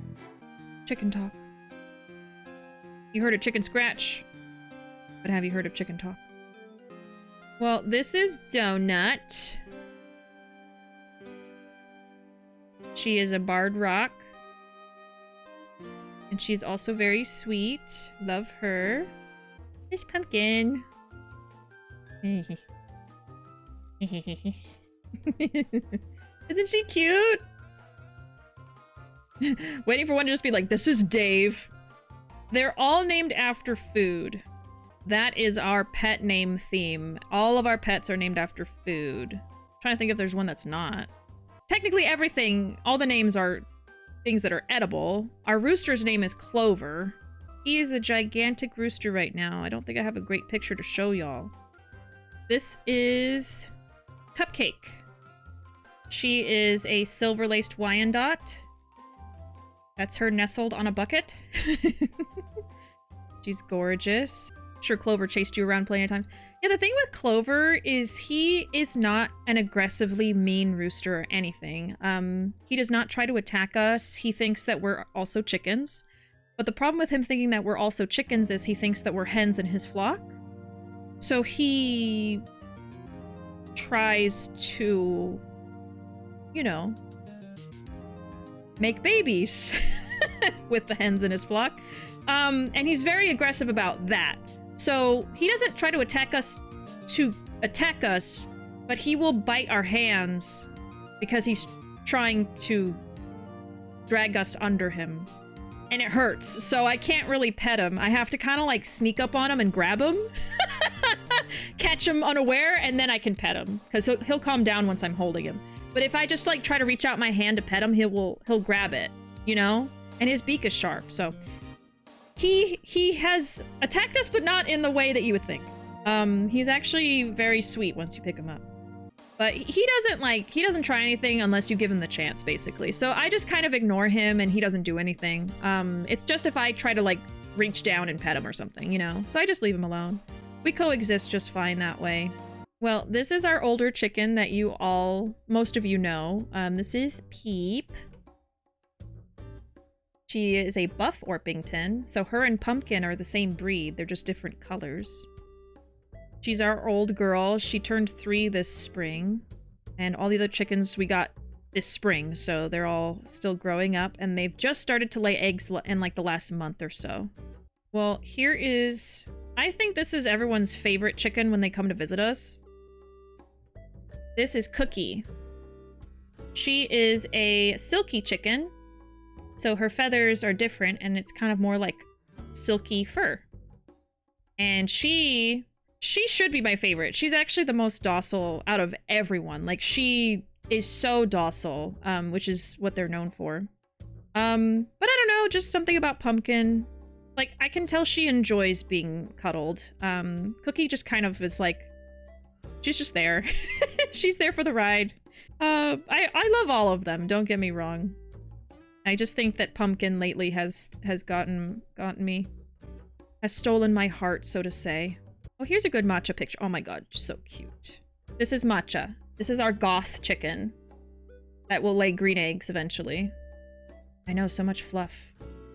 That's Matcha. And she looks sweet in this picture. She usually looks really intense. That's like the sweetest picture I have of her. This is our rooster Clover. He is a very handsome, beautiful boy. But he's just a little too enthusiastic about making babies. So... But he is sweet to humans. He doesn't see us as a threat or anything, so... They're all sweet. They're all very social. They all have different degrees of that, though. Like, some of them are more skittish, but they all come up to us and follow us. They all trust us. Take treats from our hands. They love treats. Matcha actually is she is a monster when it comes to food. She will jump into the air to steal something out of my hand. You have to watch her when you have food, because she will fly to grab it. I think that's all I've got. No, there's more. I have to show you guys Honey. Honey is ridiculous. She has a comb, like the red part on the top of the chicken's head, and it's all floppy and like folded over on itself. And she also has like a mohawk, basically. A mohawk bowl cut. She looks ridiculous. There, that's a good picture. That's Honey. It doesn't really show her hair very well, but that's her comb. It's a mess. It's a mess. Let me find a side view so you can see her fluff. Here, you can kind of see her, like, mohawk going on there. It covers her eyes. I literally have to trim her feathers out of her eyes. Nice hair, I know. Punk rock chicken. Looks like a grandma. Yeah. That's Honey. Yeah, she has bangs. So cute.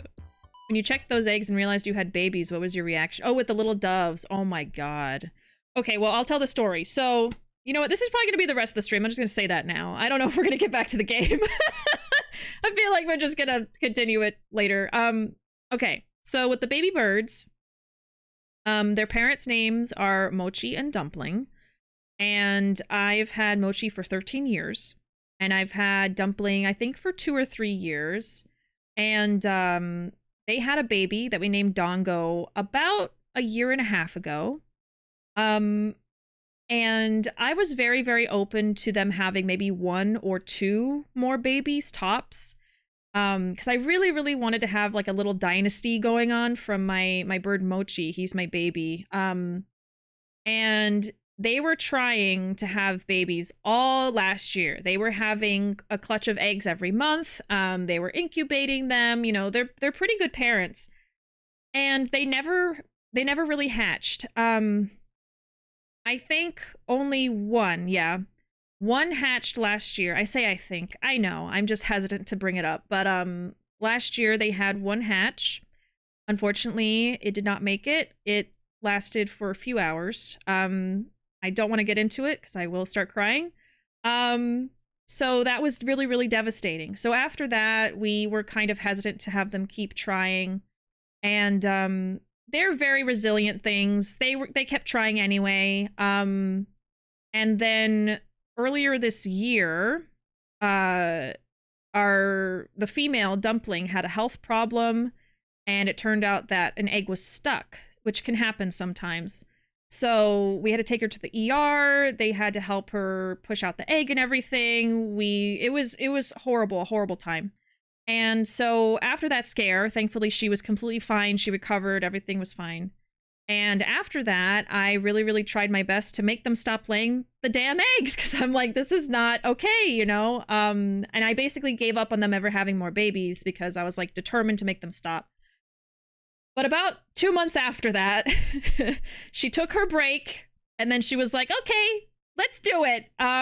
So she laid an egg, even though I was trying to do everything I could to prevent them. There's different ways you can try to stop.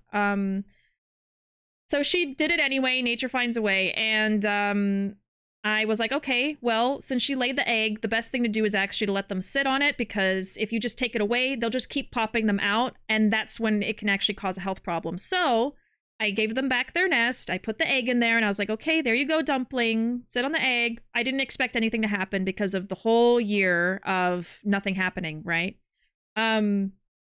So she was sitting on the egg, and I noticed that like a little bit after that, she laid another one, which is common. They usually have 2 eggs. So I was like, okay, That's fine. I'll let them sit on it again because I don't think anything's gonna happen. So 2 weeks later, that's usually when eggs hatch. So I was like, let me check just in case. I don't expect anything to happen, but let me just check on her. She's been sitting on them a while. I pick them up and there's a baby under there. That's already like 2 or 3 days old, mind you. And I'm like, I'm in disbelief. Like, I'm in complete disbelief. Me and Ruuuvo were just standing there staring at each other with our mouths open, just like,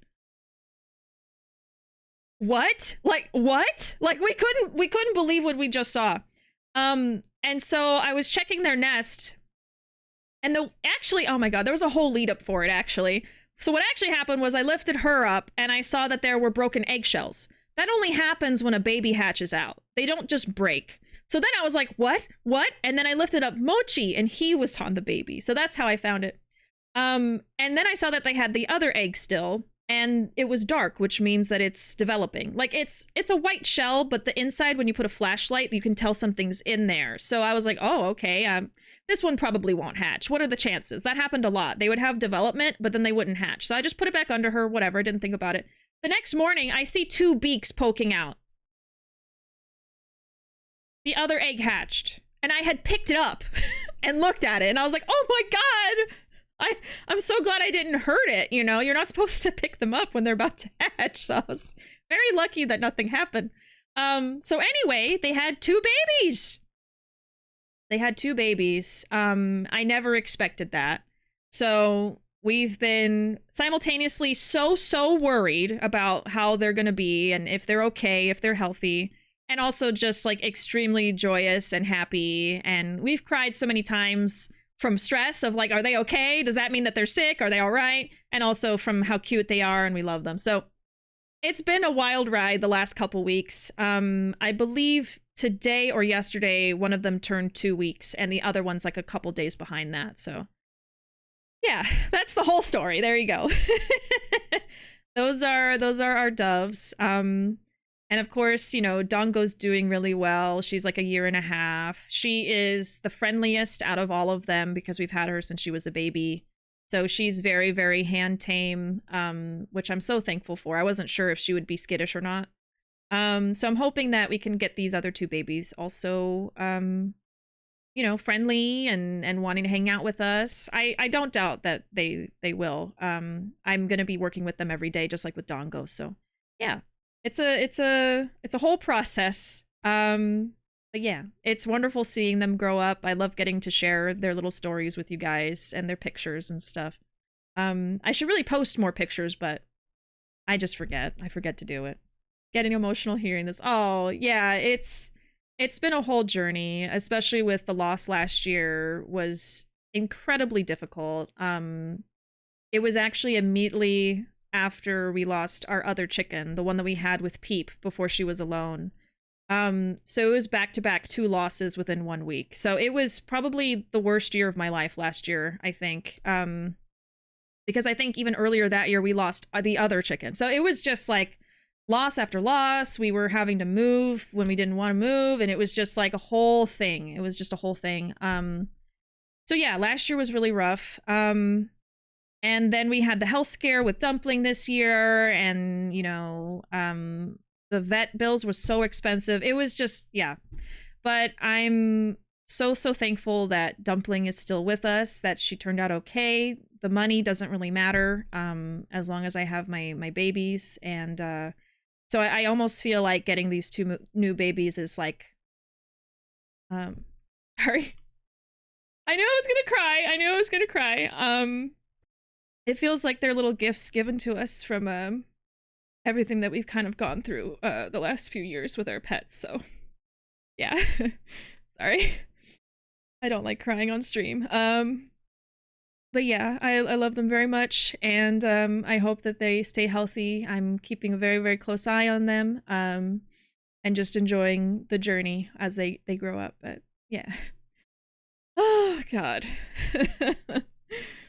You have to start tracking the lineage and make a family tree. Yeah, I actually really, really want to do that. I want to make like a little frame with like their pictures and like make a little, like the little lines for like who's who and all that. Yeah. My idea is when they're all older, to have maybe one of the babies have a family too. You know, I don't want to have like too many animals at once that I can't handle.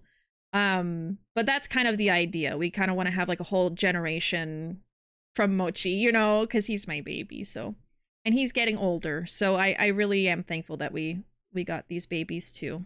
We get 3 Mochi babies. I'm very, very happy. Oh God. I want to give you a virtual hug right now. I appreciate it. I appreciate it. I know I've been skipping a lot of chats, so I'm going to kind of catch up with y'all and we can keep hanging out. I'm probably going to put the game on pause. I know we're kind of in the middle of a dialogue right now. I'll pick it back up next time. I'll just deal with it then because I kind of just feel like sitting and chatting at this point. So let me see. I know I missed a lot of chat. I'm very sorry. I was just on a roll with the chickens and stuff. Okay, let me see. Oh, I caught a BishiDove in Pokemon Black and named it Bishi. Oh, I'm honored. I'm honored.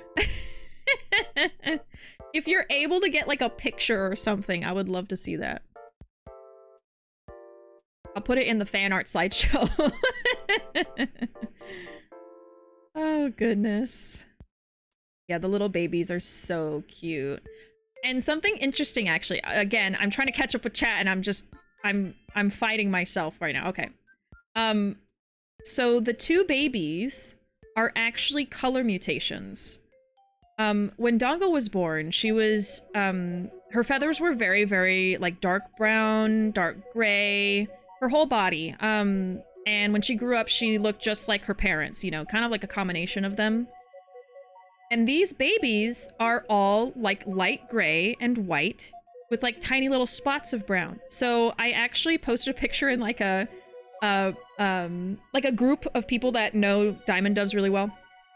And they told me that they're going to grow up into a color mutation that's different from their parents. I was so surprised because I love how many different variations diamond doves have. There's so many, actually.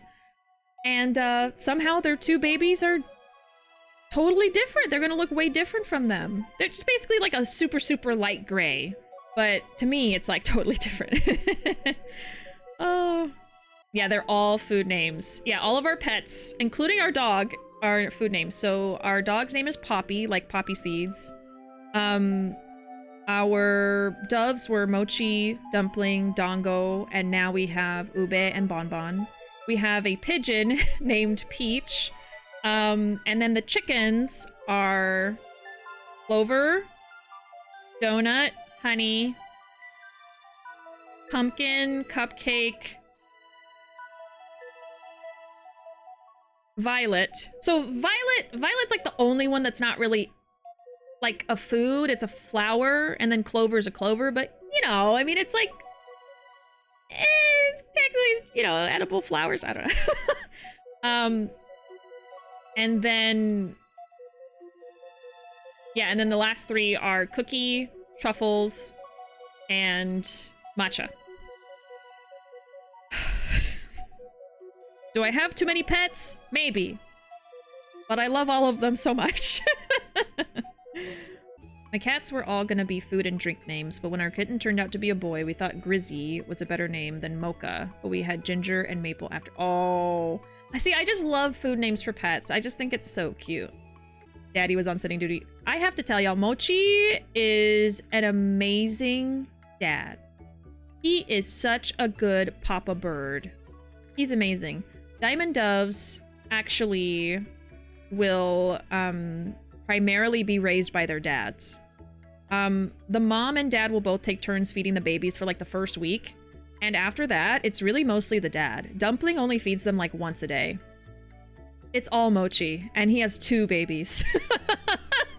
But he loves raising a family. He was building nests before I ever got him a mate. And I always felt so bad that he was always building his nest. But now that I think about it, he was practicing, you know? He was practicing for Dumpling, so. Yeah. He loves his babies. And they all cuddle at night, you know, but Dumpling more so just does her own thing most of the time. She'll go up and hang with the babies like maybe twice a day. She'll feed them once and that's it. That's just their species. It's what they do. You're really a good storyteller. I was on the edge of my seat. Thank you. Oh, Ginger's no longer with us. Became ill early 2024. Sorry to be... Oh, no, don't be a down. I was telling my story too. So you're totally fine saying that. I'm so very sorry about Ginger. That's such a cute name. I'm very sorry, Cat. It's one of the worst things, losing a pet. It really is. It's so difficult. And you just have to know that they felt your love and they felt how much you cared about them and you gave them the best life you could in the time that you had them, you know? But that's probably the worst thing about pets is that they don't live very long, depending on what they are, you know? I would say there's only a few pets that can outlive you, is like some parrots, tortoises, things like that. But most pets have shorter lifespans, and that's what makes it so hard. Losing my soul cat earlier this year was the hardest thing I've ever experienced. Yeah, it's devastating, especially when you have a special connection like that with your pet, you know? It's sad we're elves to our pets. I know, yeah! We're like these, like, all-powerful, long-living beings, you know, compared to them. When I lost my chicken, Onigiri, she was so friendly and so cuddly and loving, and that was probably the hardest one for me to lose. She was my absolute favorite, and like the best chicken I've ever had in my whole life, because I used to have chickens growing up too. You know, that was probably the hardest one. And then last year, of course, with like the back-to-back, that was just like you sit there and just wonder, like, what did I do to deserve this? You know what I mean? Like when you go through loss, or you go through like back to back within like a year or a few months, a lot of losses, whether it's like, you know, losing your job or losing a lot of money at one time, things like that. It just makes you wonder, like, what's going on? Like, why is this happening? And I think it's just life happens sometimes that way, you know? It's coincidence and just bad timing, and I don't know. But there were definitely a lot of points where I was like, why is this happening to me, you know? Haven't had a pet since my cat Murphy died when I was in high school. Wow. We had him for 13 years and his loss devastated me. I'm so sorry. I don't remember if I mentioned it, but I've never been into tattoos for myself before. I thought about a tattoo idea the other day that might actually push me to get one. A tattoo of something representing my cat on the inside of my left arm where she used to lay. Oh my god. That makes me feel emotional. I think you should definitely do that. I feel like tattoos for pets are like one of the best reasons you get one, or just for, not for just pets, I guess. But like a tattoo representing someone that you love or a pet that you love, I think can be very, very maybe cathartic in a way, you know? Like I feel like I might do something similar for Mochi, because that's my baby. I've always thought that I've wanted to get like a tattoo of his little feet, his little, because he's always perching on us, you know. Me and Ruuuvo both kind of want to do that at some point. I feel like that would be the one time I would do a tattoo, because I'm the same. I don't really want to get tattoos. Like, I think they can be cool looking and stuff, but I have never really been like, oh, I want to get one someday. But I think that would probably be the one thing I'd want, is to have something to honor him, maybe. I need to figure out what the something would be. Oh, okay, you're not sure. You're not sure. Then I might want, oh, I might try it in henna first to see how I like the idea. That's a good idea. That's a really good idea, actually. Yeah. I should do that too. That's a good idea. I might steal it from you. You just have to love animals, huh? You just had to love animals. But animals are so great. They can add so much to your life. Companionship, and they can be so silly and entertain you, and yeah. I got the idea from the ER vet I saw a few weeks ago. His soul cat also passed away, and he got a small tattoo of the outline of his cat's face on the inside of his finger. Oh, wow. That's really cute. So it was just like the outline. Huh. It was like a paw print, but her nose and her face. That's really cute. Oh. Yeah, I love when people do like the ink stuff with like the paw print, but then when they do the nose print. I think that's so sweet when they do that. Me and Ruuuvo actually bought we still have to do it. We bought this little ink thing that doesn't use the ink directly on the pet, which is something I was always worried about with my little birds. I didn't want to get ink on them or anything because I want to try to get their footprints like, you know, around now, not later. And I didn't know a good way to do it because, you know, with birds, they're very sensitive. So I was like, should I use some kind of like a juice maybe that's like safe for them, or some kind of like safe paint? But then how do you know paint is safe for a bird? You know? So we found this thing where you just press their foot onto a pad, and then the ink is underneath that and gets pressed into the paper instead of you like putting ink on the foot and then putting that on a paper. I don't know if there's a word for it, but anyway, we got some of those. I still have to try them out though. I'm probably going to use them on the chickens first. Like I'm probably going to use it on Peep first to test it out. But my plan was to get the little birds too, and Peach, of course. I tried to get Steven to name his BishiDove after you, but the wheel didn't land on me, so I took matters into my own hands. That's okay. The wheel is a cruel beast of luck, yeah. I can think of a few ideas. I have an ink print of her paw that could be replicated, or a rose because her name is... That would be really pretty if you did a rose. Yes. We got some ink paw prints of Ginger after he passed that I still need to frame. Yeah, we have the clay prints for most of our pets. And Ruuuvo is telling the story that I was going to tell too. Unfun fact about why we got DIY ink paw print stuff. When Omelette passed away, which was the chicken that passed away last year, the pet crematory that the vet office used broke her footprint plate, and to this day I am devastated. Yeah. So that was a thing that happened. So we took our Omelette to a local vet that we had not been to before, but it was nearby. And the people, they didn't do it themselves. They like worked with a crematorium, I guess. They dropped her footprint while it was still wet, and it got completely ruined, and so we don't have one from that one. But we have clay footprints from the other chickens. But not her. So that, I don't think we'll ever get over that. And, you know, mistakes happen, things happen, but, you know, like, what do you do with that? Like, all they really did was give me a refund, but I don't know. I've never gone back after that. I was so pissed off, and like, where do you put that? You know, like, who do you get mad at? Like, it wasn't the vet themselves. It was like the people they worked with. I don't know. The person must have felt awful. I'm sure, but like, would it be too much to ask that they call and apologize? You know what I mean? Like, I didn't really get, I feel like I didn't get closure for that happening, you know? If I heard them on the phone being apologetic and feel bad, no, they didn't apologize. So the vet called me and said that the crematorium had messed up. And I'm just sitting there like, I don't even know how to process that because it was like only a few days after. And so they're like assuring me that they'll give me a refund, but I'm like, okay, but what the fuck? Like, and I was so like in grief and devastated. I was like, is there no way for them to like, I don't even care if it's squished. Like, I don't care if there's a footprint and then it's just kind of like folded. I want it. And, you know, they were like, oh, okay, we'll call and see what they can do. And they never called me back. So when it was done, we just went to go pick up, you know, her. And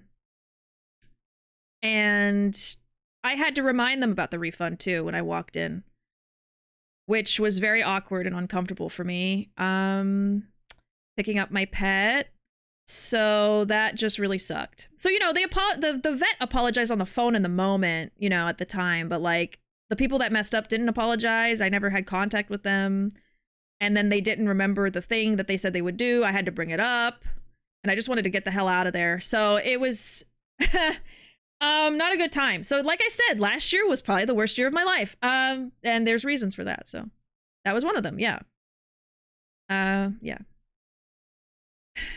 Okay, fuck them. Yeah, you know, it's like, I'm sure they felt bad, but I didn't hear it. You know what I mean? Like, I didn't hear it from them, the people that messed up. So me and Ruuuvo, thankfully, we saved eggs from every chicken that we had, and we preserved them. I still have them. I have at least one egg from every chicken that had passed. Even from Peep, we already have hers preserved too. So we'll probably do the same with the new chickens. I'm just kind of waiting for them to grow up, so their eggs are like their actual egg size and everything, you know. But we'll probably go through that process again for them too. Because it's nice to have something to remember them by, you know. Just in case. And I'm so glad that we did that. So we have their eggs, we have feathers from each one. And all but one, we have their footprint. So, yeah. I was really sure to get the things I wanted from the crematory. My previous cat, who died many years ago, I didn't get anything from her, but it happened very suddenly and I didn't follow through. I see. Sometimes things just happen. Things just happen. Might have been a lost in translation thing. Might not be allowed to contact you or something, only through the vet maybe. Yeah, like, there might be reasons why. I can't forgive because of how I felt. You know what I mean? But logically, I know maybe something was there, but I just, you know. It's not like I'm going to go find them and then go bust through the doors and scream at them. You know what I mean? It's just, it's in me. The anger's here, but, you know. That got me choked up. I'm so sorry. Yeah, it's...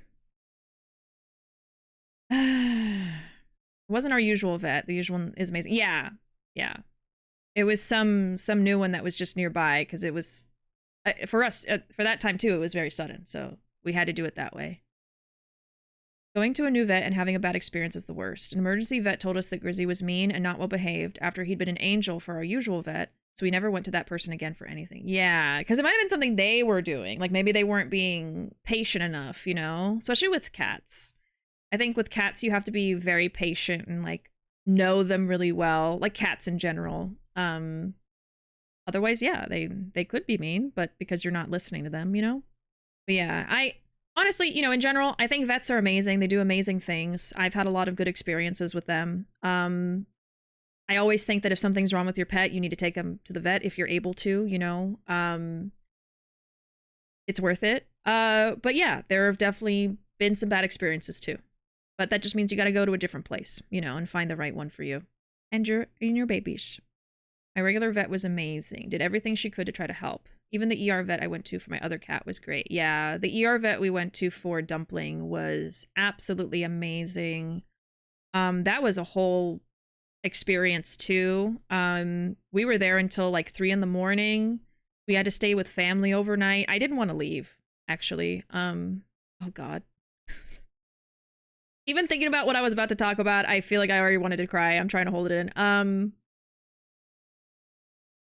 We just sat in the car. We didn't want to leave the parking lot. I really, really didn't want to leave Dumpling because we had to take Mochi with us. We couldn't leave him.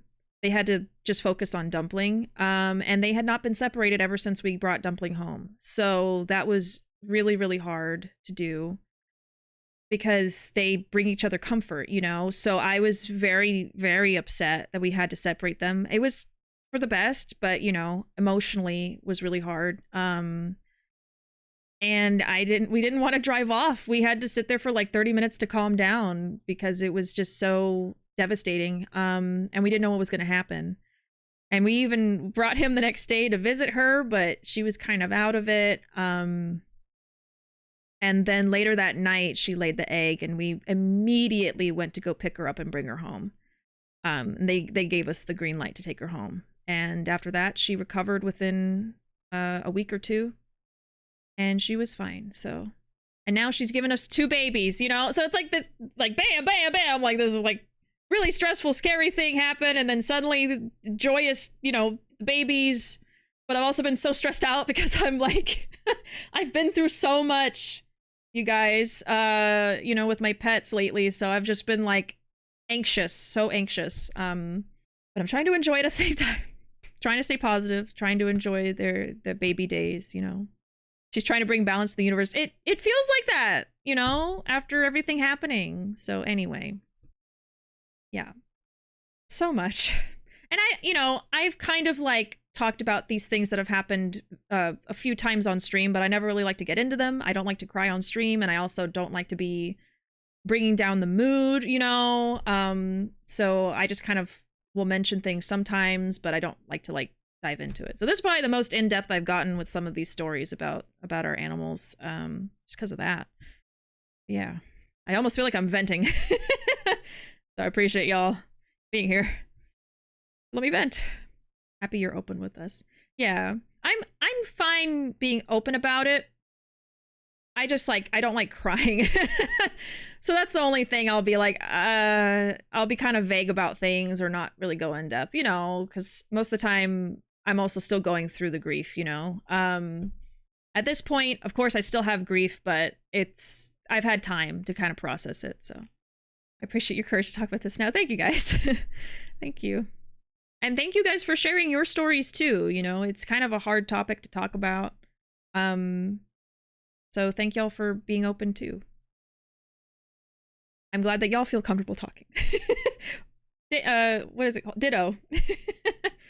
Shout out to all the good vets. You're rock stars and we love you. Yes, yes. Like my friend Anna works in the vet field, you know. Vets are amazing. Animal veterinarians are amazing people, and I know that most all of them do their very best with what they have, you know. And there's going to be bad moments for, you know, just bad timing or coincidence or just one person not being great, but in general, I think vets are amazing. So glad I was able to get one of the vets that comes to your place to do it. Oh, really? Everyone I talked with there was amazing. The vet that came was perfect. Oh, that's really sweet. Thank you for sharing something so personal. Thank you guys. Thank you for the hug. I like your shirt. Is it something someone drew for you? No. It is a gift from a friend though, the shirt in general. I don't know who drew it, actually. But yeah, it is really cute, isn't it?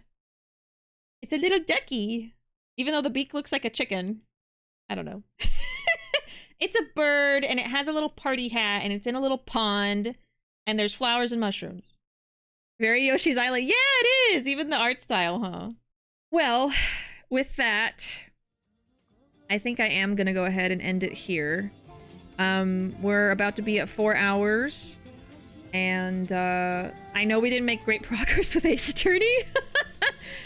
I should be playing more next week. What about the space captain? We gotta solve space! I know. I almost wish the murder happened in space. It didn't even happen on the spaceship. It just happened in the space station, apparently. Running on fumes, got a shower, enjoying wife snooze, and have a lovely rest of your night. Nah, no worries, no worries. I'm gonna go too. And also go snooze with my spouse. So I'm gonna go do that. But I hope y'all have a great rest of your nights. And there's my social media if you want to follow me anywhere. I upload my streams to YouTube as well if you want to follow me over there. And I also upload funny shorts when I have the time to edit them, which I haven't had time. That are basically like clips from past streams and stuff like that. If you want to follow me over there. But yeah, other than that, I'm on Blue Sky most of the time. That's where I'm active. Aside from that, though, I hope you'll have a great rest of your nights. Welcome in, Nestor. Good night, Nestor. What a kind soul you have. Thanks for streaming. Thank you so much. I hope you have a great night. I hope all you do. And be back tomorrow at 9:30 p.m. Central with everything. Have a good night. Thank you for being here. I appreciate y'all sharing your stories and hanging out. And I will see y'all next time. Bye.